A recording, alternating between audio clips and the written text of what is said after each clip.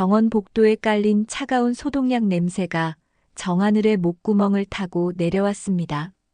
그 냄새는 마치 절망의 향기처럼 느껴졌습니다. 하늘은 플라스틱 의자에 앉아 하얀 천장의 형광등을 멍하니 바라보았습니다. 형광등은 규칙적으로 깜빡였고 그 깜빡임마다 그녀의 심장도 함께 조여들었습니다. 진료실 문이 열리고 의사가 나왔습니다. 의사의 얼굴에는 안타까움이 가득했습니다. 정하늘 씨 보호자시죠? 동생분의 상태가 좋지 않습니다. 급성 림프 구성 백혈병이 재발했고 당장 골수 이식을 하지 않으면 위험합니다. 하늘의 세상이 무너져 내렸습니다. 3년 전 남동생 민준이가 처음 백혈병 진단을 받았을 때도 이런 기분이었습니다. 하지만 그때는 아버지가 계셨습니다. 아버지는 작은 슈퍼를 팔아 치료비를 마련했습니다. 1년간의 항암 치료 끝에 민준이는 완치 판정을 받았습니다. 그런데 6개월 전 아버지가 과로로 쓰러지셨습니다. 뇌경색이었습니다. 치료비로 모든 돈이 나갔고 남은 건 빚뿐이었습니다. 어머니는 식당에서 설거지 일을 하셨고 하늘은 대학을 그만두고 카페에서 아르바이트를 시작했습니다. 그런데 민준이의 백혈병이 다시 돌아온 것입니다. 골수 이식 비용은 얼마나 드나요? 하늘의 목소리가 떨렸습니다. 최소 5천만 원은 준비하셔야 합니다. 그리고 수술 후 관리 비용까지 합치면 8천만 원 정도 예상됩니다. 8천만 원. 그 금액은 하늘의 가족에게는 평생을 모아도 만질 수 없는 돈이었습니다. 하늘은 고개를 떨구었습니다. 눈물이 쏟아질 것 같았지만 참았습니다. 울 시간조차 아까웠습니다. 병원을 나서자 11월의 찬바람이 뺨을 때렸습니다. 하늘은 목도리를 여미며 버스 정류장으로 향했습니다. 주머니 속 휴대폰이 울렸습니다. 모르는 번호였지만 혹시 민준이 학교에서 걸려온 전화일까 싶어 받았습니다. 정하늘 씨 되십니까? 낯선 남자 목소리였습니다. 목소리는 정중했지만 어딘가 차갑게 느껴졌습니다. 네, 그런데 누구시죠? 저는 송림호텔 그룹 법무팀의 박 실장이라고 합니다. 정하늘 씨께 드릴 말씀이 있어서 연락드렸습니다. 송림호텔. 하늘은 그 이름을 모를 리 없었습니다. 대한민국 최대 호텔 체인이자 부동산, 리조트 사업까지 손대고 있는 거대 기업이었습니다. 그런 곳에서 왜 자신에게 전화를 한 것일까요? 저희가 정하늘 씨 가족의 상황을 잘 알고 있습니다. 남동생분의 백혈병 재발, 아버님의 뇌경색, 그리고 현재 3천만 원의 빚까지요. 하늘의 등골이 오싹해졌습니다. 어떻게 자신의 모든 것을 알고 있는 걸까요? 무슨 일이시죠? 저희 가족이랑 무슨 상관이 있으신가요? 직접 만나서 말씀드리고 싶습니다. 오늘 저녁 7시 명동의 송림호텔 로비 라운지로 와주시겠습니까? 정하늘 씨 가족의 모든 문제를 해결해 드릴 제안이 있습니다. 전화가 끊겼습니다. 하늘은 휴대폰을 쥔 채 그 자리에 서 있었습니다. 온몸에 소름이 돋았습니다. 모든 문제를 해결해 준다니 그게 무슨 말일까요? 세상에 공짜는 없다는 걸 하늘은 너무나 잘 알고 있었습니다. 하지만 그녀에게는 선택의 여지가 없었습니다. 저녁 7시 하늘은 명동 송림호텔 앞에 섰습니다. 50층이 넘는 빌딩은 밤하늘을 찌를 듯 솟아 있었고 건물 전체에서 쏟아지는 불빛은 마치 다른 세상 같았습니다. 입구에 선 도어맨은 하늘의 낡은 패딩과 낡은 운동화를 보며 미간을 찌푸렸습니다. 하늘은 움츠러들며 로비로 들어갔습니다. 대리석 바닥은 거울처럼 반짝였고 천장에서 내려온 샹들리에는 수천 개의 크리스탈로 빛났습니다. 가죽 소파에 앉아 있는 사람들은 모두 명품으로 치장하고 있었습니다. 정하늘 씨시군요. 목소리가 들렸습니다. 50대로 보이는 남자가 검은색 정장을 입고 서 있었습니다. 그는 박 실장이라고 자신을 소개했습니다. 이쪽으로 오시죠. 박 실장은 하늘을 로비 한쪽의 프라이빗 라운지로 안내했습니다. 방 안에는 아무도 없었습니다. 그는 하늘에게 소파에 앉으라고 권했고 직접 따뜻한 차를 따라주었습니다. 긴장하지 마십시오. 나쁜 이야기를 하러 부른 게 아닙니다. 박 실장은 부드럽게 말했습니다. 하지만 그의 눈빛은 전혀 부드럽지 않았습니다. 정하늘 씨, 송림호텔 그룹 회장님의 아드님이신 강희안 상무를 아십니까? 하늘은 고개를 저었습니다. 하지만 그 이름은 어디선가 들어본 것 같았습니다. 뉴스에서였을까요? 강희안 상무는 저희 그룹의 유일한 후계자십니다. 3개월 전 요트 사고로 의식불명 상태가 되셨습니다. 박 실장은 태블릿을 꺼내 사진 한 장을 보여주었습니다. 사진 속 남자는 30대 중반으로 보였습니다. 날카로운 눈매와 단정한 이목구비. 잘생긴 얼굴이었지만 어딘가 차가워 보였습니다. 회장님께서는 아드님이 깨어나시기 전에 배우자를 정해드리고 싶어 하십니다.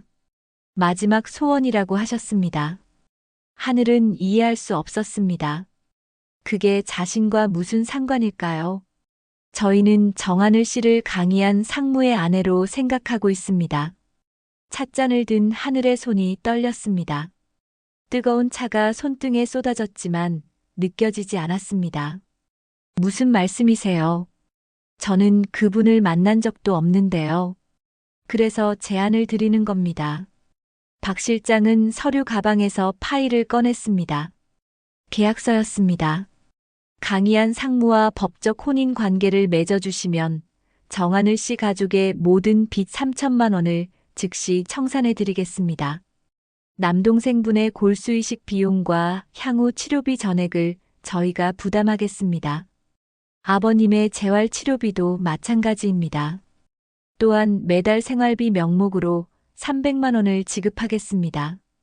하늘의 머리가 하얗게 변했습니다. 그건 거부할 수 없는 조건이었습니다. 하지만 동시에 너무나 무서운 제안이었습니다. 의식이 없는 사람과 결혼하라는 말씀이신가요? 법적인 절차일 뿐입니다. 강희안 상무는 현재 중환자실에 계십니다. 정하늘 씨는 그저 병실 옆방에 머물며 가끔 그를 지켜봐 주시면 됩니다. 어렵지 않습니다. 하늘은 계약서를 내려다보았습니다. 여러 조항들이 빼곡히 적혀 있었습니다.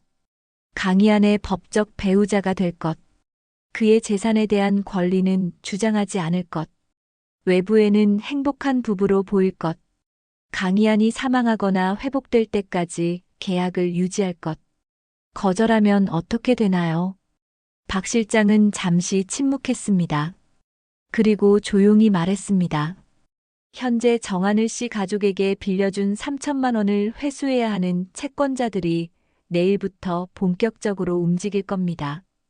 남동생분의 골수이식은 2주 안에 해야 한다고 들었습니다. 시간이 많지 않습니다. 그것은 협박이었습니다. 정중한 말투 속에 숨겨진 차갑고 잔인한 현실이었습니다. 생각할 시간을 주십시오. 하늘이 간신히 말을 꺼냈습니다. 내일 정오까지입니다. 그때까지 연락이 없으면 이 제안은 철회됩니다. 하늘은 휘청거리며 호텔을 나왔습니다. 찬바람이 얼굴을 때렸지만 아무것도 느껴지지 않았습니다. 그녀는 비틀거리며 걸었습니다. 어디로 가는지도 모른 채 그저 걸었습니다. 핸드폰이 울렸습니다. 어머니였습니다. 하늘아, 민준이가 너 보고 싶대. 오늘 밤 병원에 올 수 있니? 하늘의 눈에서 눈물이 쏟아졌습니다. 그녀는 흐느끼며 대답했습니다. 네, 엄마. 지금 갈게요. 병원으로 가는 지하철 안. 하늘은 창밖을 멍하니 바라보았습니다. 어둠 속을 달리는 지하철은 마치 그녀의 인생 같았습니다. 끝없는 터널 속을 달리고 있었습니다. 출구가 보이지 않았습니다. 병실 문을 열자 민준이가 침대에 누워 있었습니다. 17살 고등학생인 민준이는 너무나 말라 있었습니다. 항암 치료로 머리카락은 다 빠졌고 얼굴은 창백했습니다. 하지만 누나를 보자 환하게 웃었습니다. 누나 왔어. 학원은 괜찮아. 오늘 쉬는 거야. 하늘은 웃으며 대답했습니다. 응, 오늘은 쉬는 날이야. 민준이 보고 싶어서 왔어. 민준이는 누나의 손을 잡았습니다. 작고 차가운 손이었습니다. 누나, 미안해. 내가 자꾸 아파서. 누나 대학도 못 다니고 나 때문에. 무슨 소리야. 하늘은 동생의 손을 꽉 잡았습니다. 넌 아무 잘못 없어. 곧 나을 거야. 걱정하지 마. 민준이는 고개를 끄덕였습니다. 하지만 그의 눈에는 미안함과 슬픔이 가득했습니다. 병실을 나온 하늘은 복도 벤치에 주저앉았습니다. 고개를 떨구자 눈물이 뚝뚝 떨어졌습니다. 그녀는 입을 손으로 막고 소리 없이 울었습니다.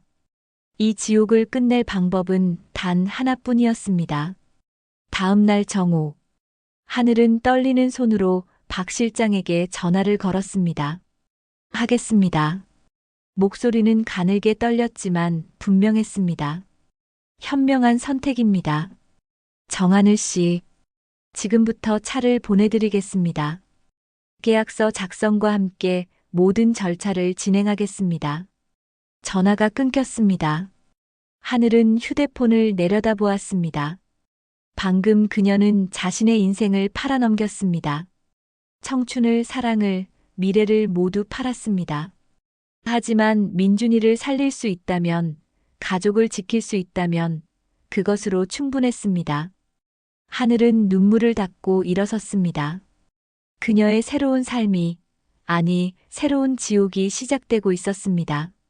검은색 고급 세단이 하늘이 사는 낡은 다세대 주택 앞에 멈춰 섰습니다. 운전석에서 내린 기사는 정중하게 문을 열어주었습니다. 하늘은 그 차가 자신을 태우러 온 것임을 알았지만 선뜻 다가갈 수 없었습니다. 이 차에 오르는 순간 그녀의 운명은 완전히 바뀔 것이었습니다. 정하늘 씨, 시간이 없습니다. 박 실장이 차 안에서 말했습니다. 하늘은 작은 가방 하나를 들고 차에 올랐습니다. 부드러운 가죽 시트는 그녀가 평생 앉아본 어떤 의자보다 편안했지만 그녀의 마음은 돌덩이처럼 무겁기만 했습니다. 차는 강남의 한 법률사무소로 향했습니다.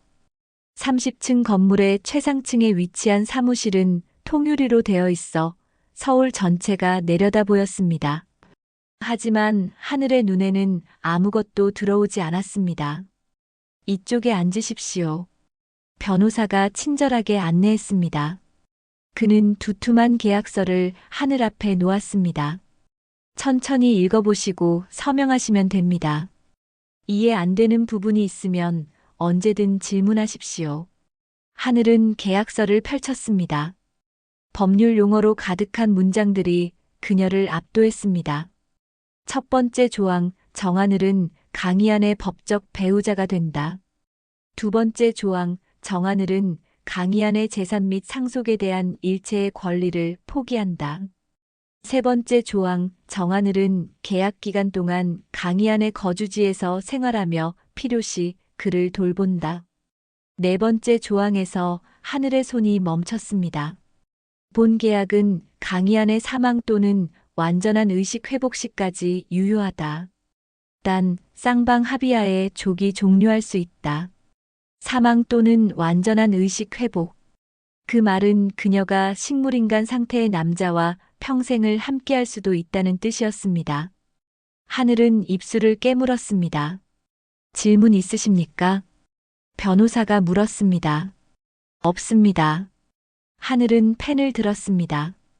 그녀의 손이 떨렸지만 멈추지 않았습니다. 정하늘. 세 글자를 쓰는 동안 그녀의 눈에서 눈물이 흘러내렸습니다. 하지만 서명은 완료되었습니다. 축하드립니다. 변호사가 악수를 청했습니다. 이제 법적으로 부부가 되셨습니다. 축하. 그 단어가 얼마나 잔인하게 들리는지 변호사는 알까요? 하늘은 기계적으로 악수에 응했습니다. 박 실장이 새 서류 봉투를 건넸습니다. 약속드린 대로 정하늘 씨 가족의 채무 3천만 원은 오늘 오후 3시까지 모두 청산됩니다. 남동생분은 내일 아침 송림의료원 VIP 병동으로 전원되어 최고의 혈액 종양 전문의에게 치료받게 됩니다. 골수 적합 공여자도 이미 찾았습니다. 하늘의 눈이 커졌습니다. 골수 공여자요. 벌써요. 네, 저희 그룹에서 운영하는 골수은행에 적합한 공여자가 있었습니다. 다음 주 월요일 이식 수술이 예정되어 있습니다. 일이 너무 빠르게 진행되었습니다. 하늘은 현실감이 느껴지지 않았습니다. 이 모든 것이 꿈만 같았습니다. 아니, 악몽 같았습니다. 그럼 이제 강희안 상무께서 계신 곳으로 모시겠습니다. 차는 서울 외곽의 한적한 곳으로 향했습니다. 30분을 달려 도착한 곳은 거대한 저택이었습니다. 높은 담장으로 둘러싸인 부지는 축구장만 했고 3층 규모의 현대식 한옥은 마치 궁전 같았습니다. 이곳이 강희안 상무의 개인 저택입니다. 회장님 댁과는 별도로 떨어져 있습니다. 차에서 내린 하늘은 압도되어 저택을 올려다보았습니다. 이곳이 앞으로 자신이 살아갈 곳이라니 믿기지 않았습니다. 집사 1명과 가정부 2명, 그리고 전문 간호사 1명이 저택 입구에서 기다리고 있었습니다.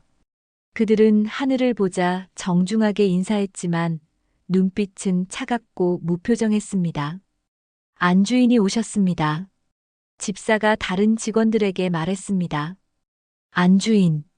그 호칭이 하늘의 가슴을 무겁게 짓눌렀습니다. 2층 안내해 드리겠습니다. 간호사가 말했습니다. 그녀는 40대로 보이는 여성이었고 말투는 정중했지만 어딘가 사무적이었습니다. 하늘은 간호사를 따라 계단을 올랐습니다. 복도는 길었고 벽에는 현대 미술 작품들이 걸려 있었습니다. 복도 끝 가장 큰 방문 앞에서 간호사가 멈췄습니다. 여기가 강희안 상무님의 방입니다. 그리고 이제부터는 사모님의 방이기도 합니다. 문이 열렸습니다. 방 안은 넓었습니다. 큰 창으로 햇살이 쏟아져 들어왔고 한쪽에는 각종 의료 장비들이 놓여 있었습니다. 그리고 방 중앙의 킹사이즈 침대 위에 한 남자가 누워 있었습니다. 강희안이었습니다. 하늘은 천천히 침대로 다가갔습니다. 사진에서 본 것보다 실물이 훨씬 더 잘생겼습니다. 조각 같은 얼굴에 긴 속눈썹. 하지만 그 아름다운 얼굴은 생기라고는 전혀 없이 창백했습니다. 그의 가슴이 아주 미세하게 오르내리는 것만이 그가 살아있다는 유일한 증거였습니다. 상무님은 요트 사고로 머리에 심한 충격을 받으셨습니다. 간호사가 설명했습니다. 뇌 손상으로 의식을 잃으셨고 의사들은 회복 가능성이 거의 없다고 진단했습니다. 하늘은 강희안의 얼굴을 내려다보았습니다. 이 남자가 이제 법적으로 그녀의 남편이었습니다. 하지만 그는 그녀를 알지 못했고 앞으로도 영원히 알지 못할 것입니다. 제가 할 일은 뭔가요? 하늘이 물었습니다. 특별히 하실 일은 없습니다. 간호사가 대답했습니다. 저희가 상무님의 모든 의료적 처치를 담당합니다. 사모님께서는 그저 이 방에 계시면서 가끔 상무님을 지켜봐 주시면 됩니다. 하늘은 고개를 끄덕였습니다. 그녀는 침대 옆 소파에 앉았습니다. 간호사는 필요한 것이 있으면 벨을 누르라는 말을 남기고 방을 나갔습니다. 문이 닫히자 방 안에는 정적만이 흘렀습니다. 생명 유지 장치의 규칙적인 신호음만이 시간을 새기고 있었습니다. 하늘은 소파에 앉아 무릎을 끌어안았습니다. 이곳이 그녀의 새로운 세상이었습니다. 황금으로 만들어진 아름다운 감옥. 그녀는 이곳에서 언제까지 살아야 할까요? 1년, 5년, 아니면 평생. 저녁이 되자 가정부가 저녁 식사를 가져왔습니다. 한정식으로 차려진 음식들은 보기에도 아름다웠습니다. 하지만 하늘의 입에서는 아무 맛도 느껴지지 않았습니다. 그녀는 억지로 몇 숟가락을 떠먹고는 수저를 내려놓았습니다. 밤이 깊어졌습니다. 간호사가 마지막으로 강희안의 상태를 확인하고 방을 나갔습니다. 혹시 모를 응급 상황에 대비해 이 버튼을 누르시면 됩니다. 간호사는 침대 옆 빨간 버튼을 가리켰습니다. 하늘은 혼자 남겨졌습니다.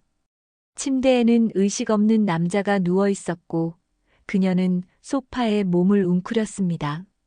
침대에서 자라는 말이 있었지만 하늘은 차마 그럴 수 없었습니다. 창밖으로 달빛이 쏟아져 들어왔습니다. 하늘은 휴대폰을 꺼내 어머니에게 문자를 보냈습니다. 엄마, 나 괜찮아. 걱정하지 마. 민준이 내일부터 좋은 병원에서 치료받을 수 있대. 다 잘 될 거야. 어머니로부터 답장이 왔습니다. 하늘아, 고마워. 내가 어떻게 한 건지는 모르겠지만 엄마가 미안하다. 사랑한다. 하늘은 휴대폰을 꺼안고 눈물을 흘렸습니다. 소리내어 울 수는 없었습니다. 그저 조용히 눈물만 흘렸습니다. 시간이 얼마나 지났을까요? 하늘은 어느새 소파에서 잠이 들었습니다. 피곤에 지친 그녀의 몸은 더 이상 버틸 수 없었습니다. 그리고 그녀가 잠든 사이 침대 위에 누워있던 강희안의 손가락이 아주 미세하게 움직였습니다. 생명 유지 장치의 그래프가 미세하게 흔들렸지만 곧 다시 평온해졌습니다. 정적 속에서 첫날 밤이 지나갔습니다.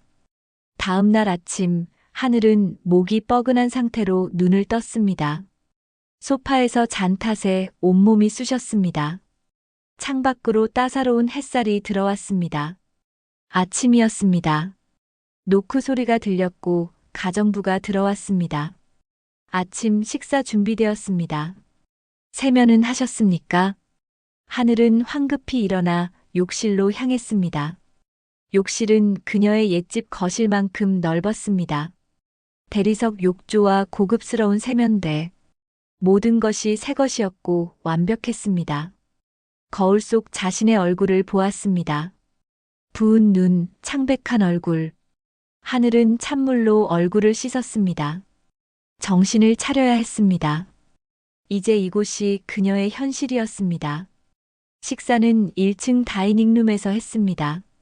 긴 테이블에 혼자 앉아 밥을 먹는 것이 너무나 어색했습니다. 가정부와 집사가 옆에서 시중을 들었지만 아무 말도 하지 않았습니다. 식사 후 박 실장으로부터 전화가 왔습니다. 정하늘 씨, 오늘 오후 2시에 송림의료원으로 오십시오. 회장님께서 사모님을 뵙고 싶어 하십니다.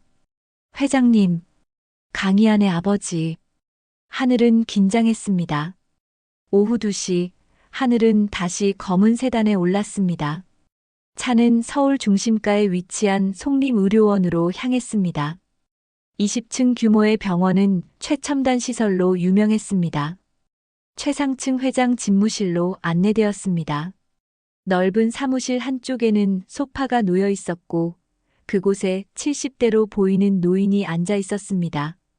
강희안의 아버지, 송림호텔 그룹 회장 강석주였습니다. 앉게. 회장은 부드럽게 말했습니다. 하지만 그의 눈빛에는 날카로움이 숨어 있었습니다. 하늘은 조심스럽게 소파에 앉았습니다. 회장은 그녀를 한참 동안 말없이 바라보았습니다. 그 시선이 그녀의 모든 것을 꿰뚫어 보는 것 같아 불편했습니다. 자네가 내 며느리가 되었다지. 회장이 입을 열었습니다. 고맙네. 내 아들 곁을 지켜줘서. 하늘은 고개를 숙였습니다. 아무 말도 할 수 없었습니다. 이한이는 내 유일한 아들이야. 회장의 목소리가 잠시 떨렸습니다. 저렇게 된 것이 내 잘못이지. 내가 너무 많은 것을 그 아이에게 짊어지게 했어. 회장은 창밖을 바라보았습니다. 이한이가 깨어나지 못한다는 것을 나도 알아. 하지만 혼자 보내고 싶지 않았네. 적어도 누군가 그 아이 곁에 있어주길 바랐어. 하늘의 가슴이 먹먹해졌습니다. 이 늙은 아버지의 슬픔이 느껴졌습니다. 자네 동생 수술은 다음 주 월요일이지. 회장이 말을 이었습니다. 최고의 의료진이 담당할 것이니 걱정하지 말게. 그리고 자네 아버지 재활치료도 우리 병원에서 맡도록 하겠네. 감사합니다. 하늘은 고개를 깊이 숙였습니다. 대신 회장의 목소리가 차갑게 변했습니다. 내 아들 곁을 절대 떠나서는 안 되네. 그것이 약속이야. 하늘은 온몸이 얼어붙었습니다. 그것은 부탁이 아니라 명령이었습니다. 예, 알겠습니다. 회장은 만족스럽게 고개를 끄덕였습니다. 그리고 서랍에서 카드 하나를 꺼내 하늘에게 건넸습니다. 이건 자네가 쓰게. 필요한 것 있으면 사도록 하게. 하늘은 떨리는 손으로 카드를 받았습니다. 그것은 블랙카드였습니다. 돌아가 보게. 이한이 곁에 있어주게. 하늘은 일어나 인사하고 방을 나왔습니다. 복도를 걸어 나오는데 다리에 힘이 풀렸습니다. 그녀는 벽에 기대어 숨을 고르었습니다. 모든 것이 너무 빨랐습니다. 계약, 결혼, 저택, 회장과의 만남. 그녀는 거대한 소용돌이에 휘말려 어디론가 끌려가고 있었습니다. 집으로 돌아가는 차 안에서 어머니로부터 전화가 왔습니다. 하늘아, 민준이가 오늘 속림의료원으로 옮겨졌어. 방도 너무 좋고 의사 선생님도 친절하시고. 대체 무슨 일이야? 어떻게 된 거니? 엄마, 나중에 설명할게. 걱정하지 마. 민준이 이제 나을 거야. 전화를 끊고 하늘은 창밖을 바라보았습니다. 그녀는 가족을 구했습니다. 하지만 대가는 그녀의 인생 전부였습니다. 저택으로 돌아온 하늘은 다시 2층 방으로 올라갔습니다. 강희아는 그대로 누워 있었습니다. 아침과 달라진 것이 하나도 없었습니다. 하늘은 침대 옆 의자에 앉았습니다. 그리고 조용히 강희안의 얼굴을 바라보았습니다. 당신은 누구인가요? 당신은 어떤 사람이었나요? 당신의 꿈은 무엇이었나요? 대답은 없었습니다. 오직 생명 유지 장치의 기계음만이 규칙적으로 울렸습니다. 하늘은 한숨을 쉬며 창밖을 바라보았습니다. 넓은 정원에는 가을 단풍이 물들어 있었습니다. 아름다운 풍경이었지만 그녀의 마음은 황량했습니다. 이것이 그녀의 새로운 삶이었습니다. 계약으로 맺어진 거짓 결혼, 의식 없는 남자와의 동거, 황금빛 감옥에서의 나날들. 하늘은 눈을 감았습니다. 그리고 속으로 다짐했습니다. 민준이가 완치될 때까지만, 그때까지만 버티자. 그 후에는 이곳을 떠날 방법을 찾자. 하지만 그녀는 몰랐습니다. 이 저택에는 그녀가 상상도 못한 비밀이 숨겨져 있다는 것을. 그리고 그 비밀이 곧 그녀의 운명을 완전히 바꿔놓을 것이라는 것을. 밤이 깊어갔습니다. 하늘은 다시 소파에 몸을 웅크렸습니다. 그리고 천천히 잠에 빠져들었습니다. 어둠 속에서 그녀의 두 번째 밤이 시작되고 있었습니다. 일주일이 흘렀습니다. 하늘은 저택에서의 생활에 조금씩 익숙해져 갔습니다. 아침 7시에 일어나 세면을 하고 8시에 1층에서 혼자 아침 식사를 합니다.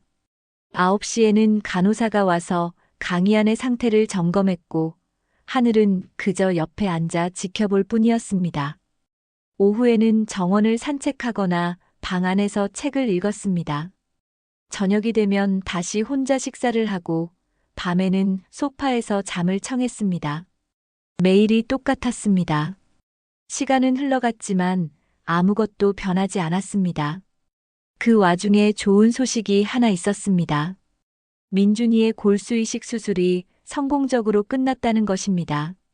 어머니로부터 온 문자에는 기쁨이 가득했습니다. 하늘아, 수술 잘 끝났어.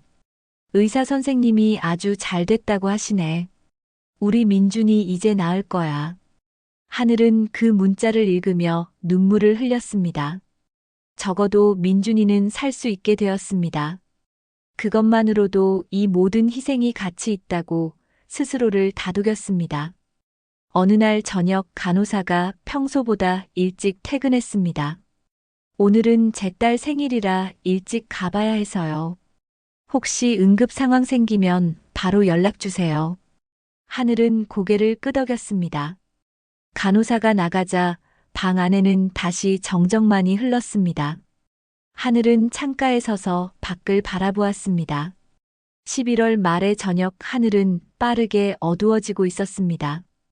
문득 목이 말랐습니다. 하늘은 1층으로 내려가 부엌에서 물을 마셨습니다. 가정부들도 저녁 식사 준비를 마치고 퇴근한 상태였습니다. 저택은 고요했습니다. 물을 마시고 2층으로 올라가는데 복도에서 이상한 소리가 들렸습니다. 삐삐삐. 생명유지 장치의 경보음이었습니다. 하늘은 심장이 철렁 내려앉으며 방으로 달려갔습니다. 문을 열고 들어서는 순간 하늘은 그 자리에 얼어붙었습니다. 침대 위에 누워있던 강희안이 상체를 일으키고 있었습니다. 그의 손이 생명유지 장치의 선들을 하나씩 떼어내고 있었습니다. 저기. 하늘의 목소리가 떨렸습니다. 강희안이 천천히 고개를 돌렸습니다. 그리고 하늘과 눈이 마주쳤습니다. 그의 눈은 초점이 흐릿하지 않았습니다. 텅 비어있지도 않았습니다. 그 눈은 깊고 날카로웠으며 완전히 깨어 있었습니다.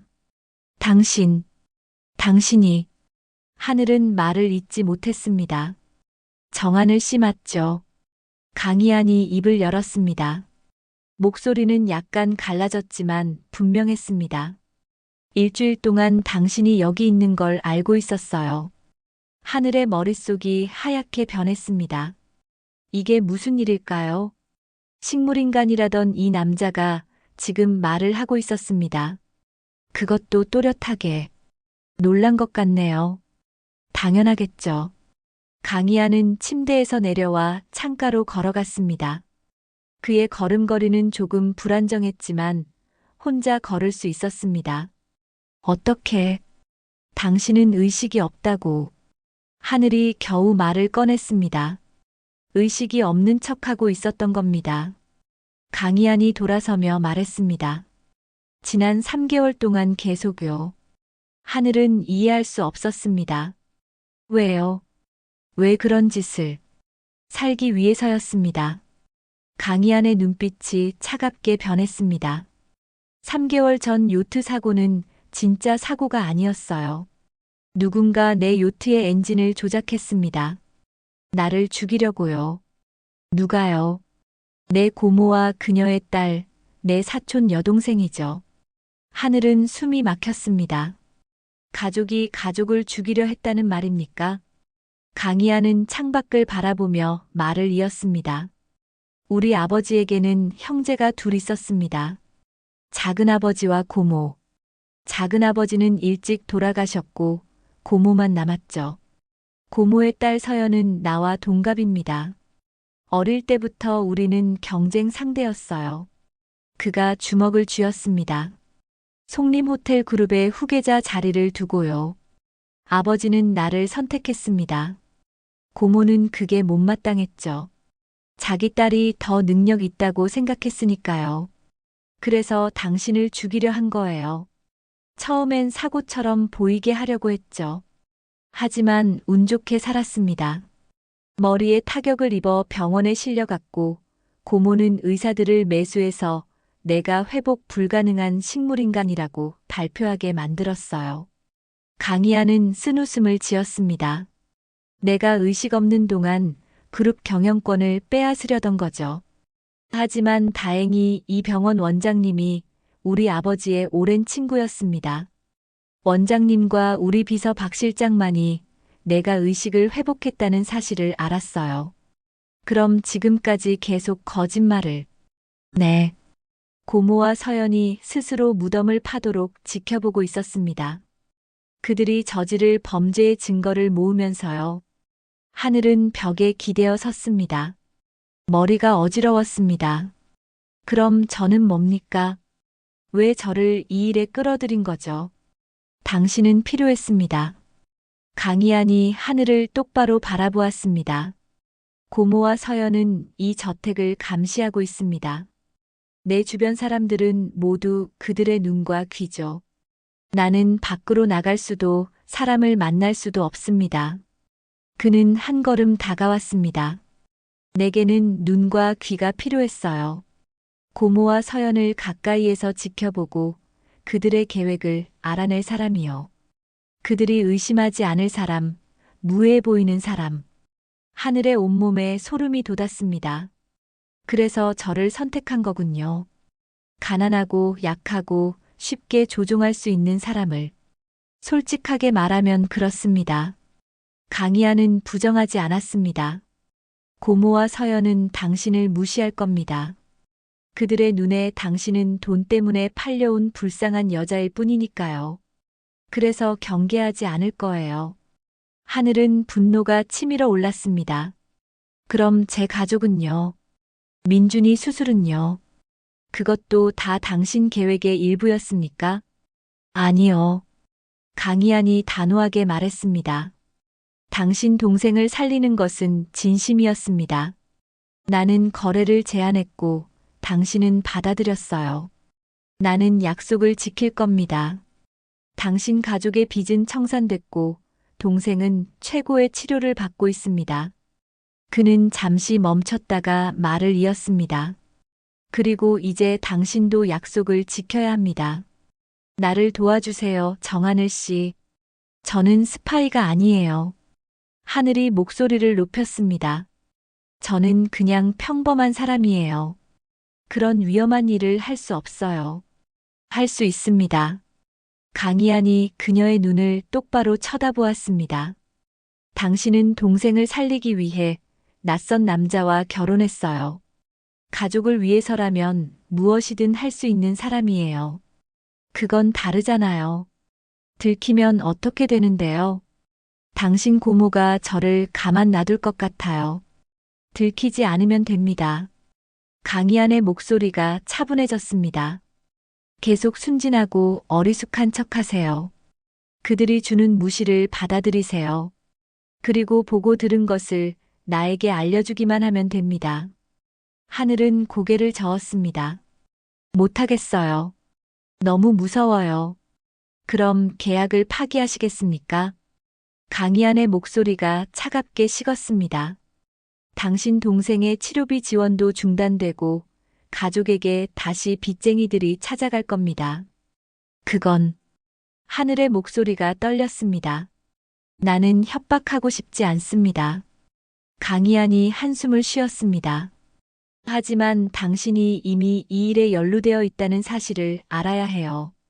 내 비밀을 알아버린 이상 당신은 이미 공범입니다. 하늘은 무릎이 꺾이는 것 같았습니다. 그 말이 맞았습니다. 그녀는 이미 돌아갈 수 없는 강을 건넜습니다. 이 일이 끝나면 어떻게 되는 거죠? 하늘이 물었습니다. 고모와 서연의 범죄를 증명하고 그들을 법정에 세울 겁니다. 그리고 그룹을 정상화하죠. 그리고 저는요. 당신은 자유입니다. 강희안이 말했습니다. 약속했던 것보다 훨씬 많은 보상을 드리겠습니다. 당신과 가족이 평생 걱정 없이 살 수 있을 만큼요. 하늘은 눈을 감았습니다. 선택의 여지가 없었습니다. 거부하면 모든 것을 잃습니다. 받아들이면 위험하지만 희망은 있었습니다. 알겠습니다. 하늘이 눈을 뜨며 말했습니다. 돕겠습니다. 하지만 조건이 있어요. 말해보세요. 첫째, 제 가족의 안전을 완벽하게 보장해 주세요.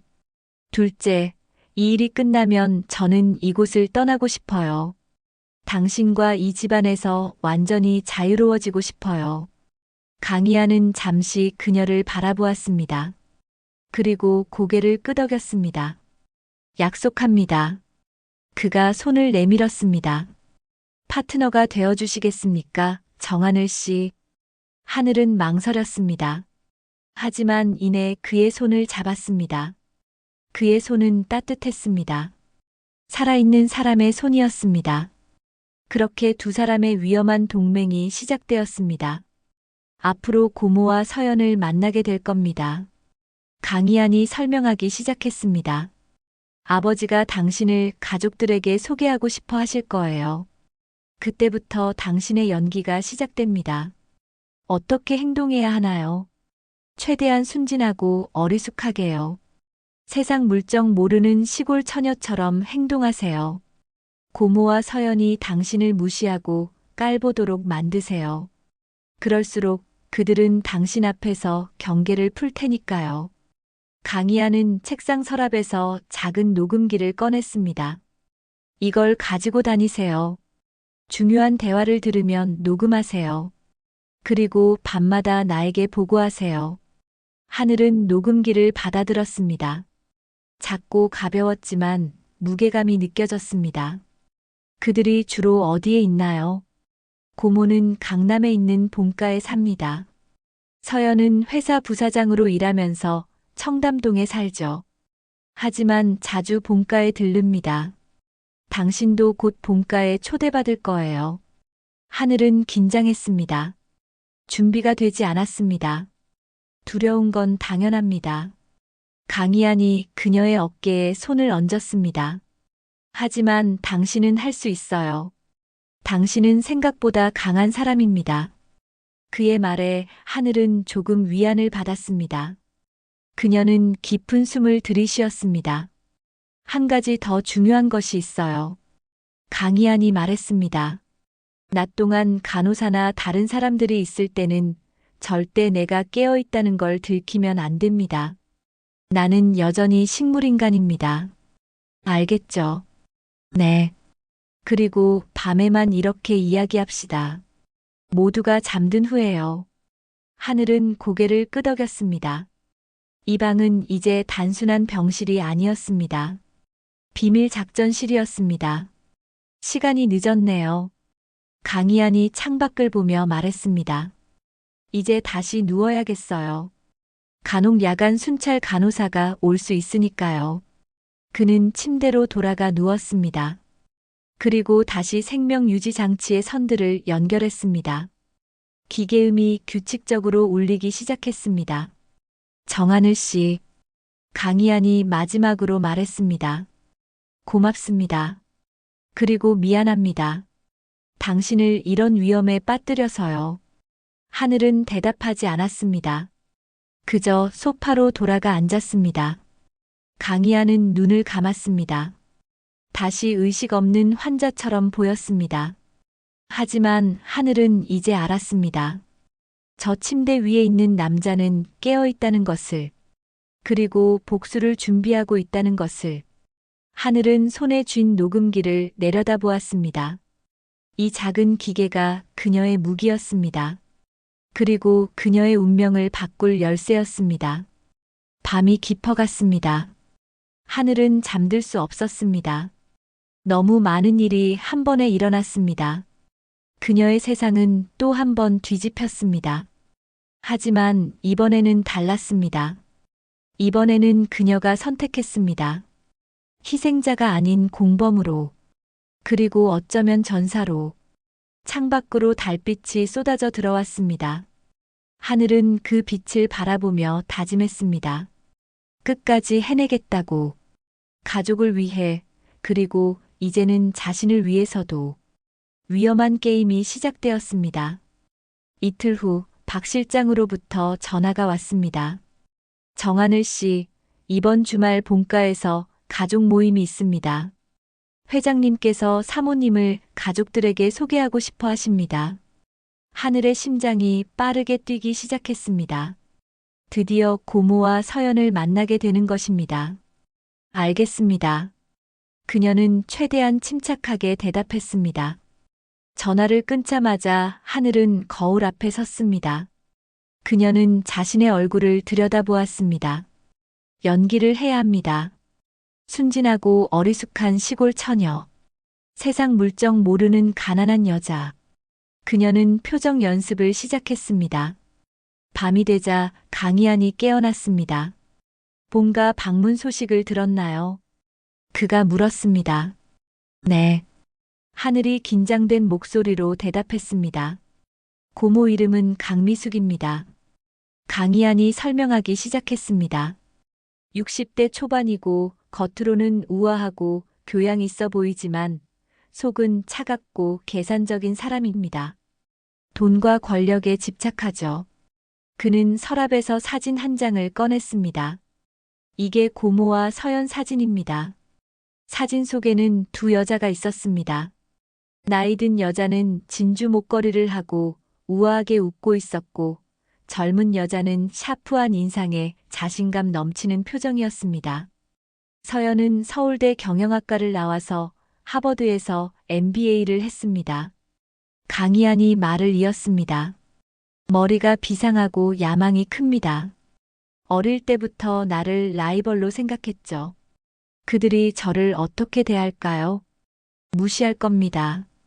강희안이 단호하게 말했습니다. 아마 노골적으로 깔볼 거예요. 당신의 옷차림, 말투, 행동 하나하나를 비웃을 겁니다. 참아야 합니다. 하늘은 주먹을 꽉 쥐었습니다. 쉽지 않을 것 같았습니다. 한 가지 더. 강희안이 진지하게 말했습니다. 고모와 서연은 호텔 비자금 문제와 해외 부동산 불법 거래에 연루되어 있습니다. 그들이 그 이야기를 할 때 특히 주의 깊게 들으세요. 알겠습니다. 주말이 다가왔습니다. 하늘은 옷장에서 가장 수수한 옷을 골라 입었습니다. 베이지색 니트에 검은색 긴 치마. 화장도 거의 하지 않았습니다. 거울 속 자신은 평범하고 초라해 보였습니다. 완벽했습니다. 본가는 강남의 한복판에 있었습니다. 높은 담장으로 둘러싸인 2층 양옥은 고풍스러우면서도 위압적이었습니다. 대문을 들어서자 넓은 정원이 펼쳐졌고 현관 앞에는 고급 외제차 서너 대가 주차되어 있었습니다. 하늘은 떨리는 다리로 현관에 들어섰습니다. 넓은 거실에는 이미 사람들이 모여 있었습니다. 회장인 강석주가 소파에 앉아 있었고 그 옆에는 우아한 옷차림의 여자가 차를 마시고 있었습니다. 강미숙 고모였습니다. 창가에는 30대로 보이는 여자가 서서 핸드폰을 보고 있었습니다. 서연이었습니다. 날카로운 눈매와 차가운 인상. 사진에서 본 것보다 더 강렬해 보였습니다. 오셨군요. 회장이 하늘을 보고 말했습니다. 이쪽으로 오세요. 하늘은 조심스럽게 걸어가 인사를 했습니다. 안녕하세요. 정하늘입니다. 고모가 하늘을 위아래로 훑어보았습니다. 그 시선은 차갑고 평가적이었습니다. 마치 물건의 가치를 측정하듯이. 아이고, 이 아이가 이한이 아내라는 애구나.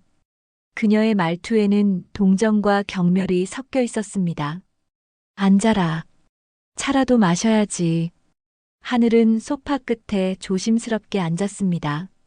고모가 직접 차를 따라주었지만 그 행동에서 어떤 따뜻함도 느껴지지 않았습니다. 듣자 하니 카페에서 아르바이트를 했다지. 고모가 말했습니다. 대학은 중퇴했습니다. 하늘은 고개를 숙이고 작은 목소리로 대답했습니다. 그럼 학력이 고졸이네. 고모가 코웃음을 쳤습니다. 요즘 세상에 고졸이라니. 창가에 서 있던 서연이 돌아보며 말했습니다.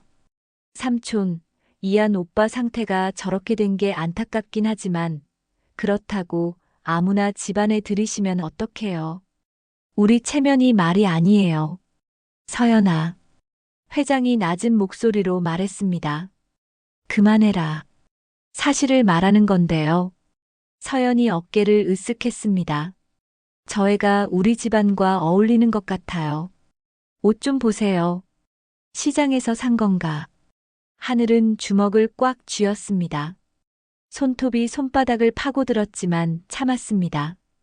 그녀는 더 움츠러든 듯 고개를 숙였습니다. 뭐 어째? 고모가 말했습니다. 어차피 이한이는 깨어나지 못할 테니까. 이 애가 거기 있든 말든 무슨 상관이겠니? 그냥 장식품이나 마찬가지지. 그 말에 하늘의 가슴이 찢어지는 것 같았습니다. 하지만 표정은 바꾸지 않았습니다.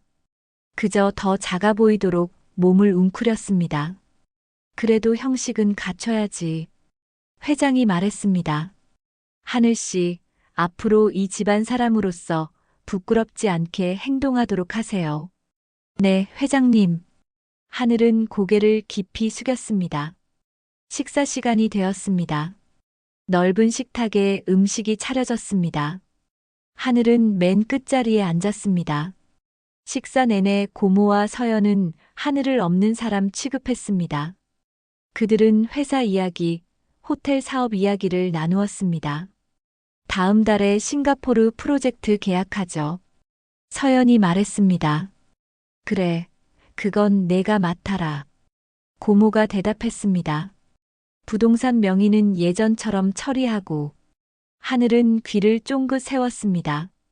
하지만 표정은 바꾸지 않고 계속 밥을 먹었습니다. 아, 그리고 어머니. 서연이 목소리를 낮췄습니다. 저번에 말씀드린 비자금 건은 어떻게 하실 거예요? 나중에 얘기하자. 고모가 하늘을 힐끗 쳐다보며 말했습니다. 그들은 하늘을 경계했습니다. 아직은. 하지만 하늘은 중요한 단어들을 기억했습니다. 싱가포르 프로젝트, 부동산 명의, 비자금. 식사 후 하늘은 화장실에 가는 척하며 복도를 천천히 걸었습니다. 2층으로 올라가는 계단 근처에서 고모와 서연의 목소리가 들렸습니다. 저 애 때문에 조심해야 해. 고모의 목소리였습니다. 뭐가 조심해요? 아무것도 모르는 애잖아요. 서연이 비웃듯 말했습니다. 그래도 혹시 모르니까. 중요한 이야기는 집에서 하자. 알았어요. 그나저나 이한 오빠 정말 안 깨어나는 거 확실해요. 의사들이 그랬잖니. 뇌 손상이 심해서 회복 불가능이라고. 다행이네요. 서연의 목소리가 차가워졌습니다. 이제 그룹은 우리 거예요. 하늘은 몸을 숨기고 그들의 대화를 들었습니다. 녹음기를 켰습니다. 주머니 속에서 작은 기계가 모든 것을 기록하고 있었습니다. 조금 있다가 삼촌한테 주주총회 이야기 꺼내봐. 고모가 말했습니다. 이한이 해임권을 정식으로 상정해야 해. 너무 급하게 하면 의심받지 않을까요? 벌써 4개월이 지났어. 더 이상 기다릴 수 없어. 회사는 리더가 필요하고 넌 그 자리에 앉을 자격이 있어. 알겠어요, 어머니. 발소리가 가까워졌습니다. 하늘은 황급히 화장실로 들어갔습니다. 거울 앞에서 그녀는 숨을 고르었습니다. 심장이 미친 듯이 뛰었습니다. 하지만 성공했습니다. 중요한 정보를 얻었습니다. 본가에서 돌아온 하늘은 지친 몸을 소파에 쓰러뜨렸습니다. 연기를 한다는 것이 이렇게 힘든 일인지 몰랐습니다. 온종일 무시당하고 모욕당하는 것을 참아야 했습니다. 밤이 되자 강희안이 일어났습니다. 어떻게 됐어요? 하늘은 녹음기를 건넸습니다. 이한은 재생 버튼을 눌렀습니다. 고모와 서연의 목소리가 흘러나왔습니다. 이한의 표정이 점점 굳어졌습니다. 주주총회에서 내 해임을 추진하려는 거군요. 그가 이를 갈았습니다. 싱가포르 프로젝트와 부동산 명의 이야기도 중요합니다. 그들이 회사 돈을 빼돌리고 있다는 증거예요. 이제 어떻게 하시겠어요? 증거를 더 모아야 합니다. 강희안이 말했습니다. 싱가포르 프로젝트 서류를 찾아야 해요. 아마 서연의 사무실이나 고모 집에 있을 겁니다. 제가 어떻게 그곳에 들어가요? 기회를 만들어야죠. 강희안이 생각에 잠겼습니다. 고모가 당신을 다시 부를 겁니다. 며느리 교육이라는 명목으로요. 그때를 노리세요. 하늘은 두려웠지만 고개를 끄덕였습니다. 오늘 수고했어요. 강희안이 그녀를 바라보았습니다. 당신이 생각했던 것보다 훨씬 잘하고 있어요. 그의 칭찬에 하늘은 약간의 자부심을 느꼈습니다. 동시에 이상한 감정도 들었습니다. 그녀는 이 남자를 위해 위험을 무릅쓰고 있었습니다. 처음에는 억지로 시작했지만 이제는 조금씩 달라지고 있었습니다. 며칠 후 예상대로 고모로부터 연락이 왔습니다. 하늘 씨, 내일 우리 집으로 오세요. 집안 예절이며 처신하는 법을 가르쳐 줘야겠어요. 하늘은 알겠다고 대답했습니다. 밤에 이안에게 보고했습니다. 기회가 왔네요. 그가 말했습니다. 다음 날 오후 하늘은 고모의 집으로 향했습니다. 청담동에 위치한 고급 아파트 펜트하우스였습니다. 현관문을 열자 넓은 거실이 펼쳐졌습니다. 왔구나. 고모가 소파에 앉아 있었습니다. 앉아라. 하늘은 조심스럽게 앉았습니다. 고모는 두툼한 책 한 권을 꺼냈습니다. 이게 우리 집안의 가훈과 예절을 정리한 거야. 읽어보고 외워.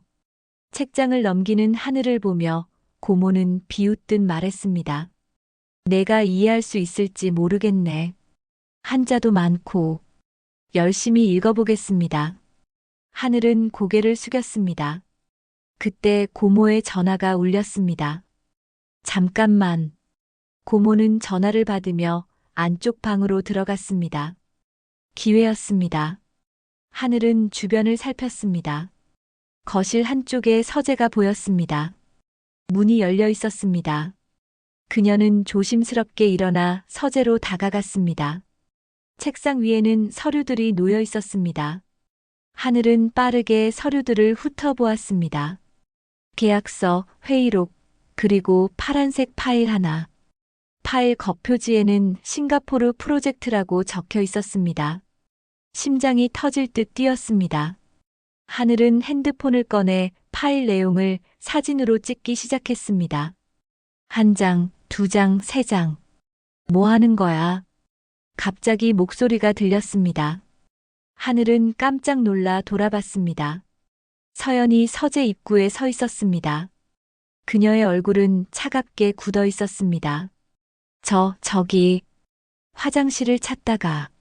하늘은 당황한 척하며 말했습니다. 화장실은 반대쪽인데. 서연이 차갑게 말했습니다. 여기서 뭘 하는 거냐고 물었잖아. 죄송합니다. 길을 잘못 들었어요. 하늘은 고개를 숙였습니다. 핸드폰은 재빨리 주머니에 넣었습니다. 서연이 다가왔습니다. 그녀의 눈빛이 날카로웠습니다. 너 수상한데. 아니에요. 정말 화장실을 찾다가. 그때 고모가 나타났습니다. 무슨 일이야? 이 애가 서재에서 돌아다니고 있었어요. 서연이 말했습니다.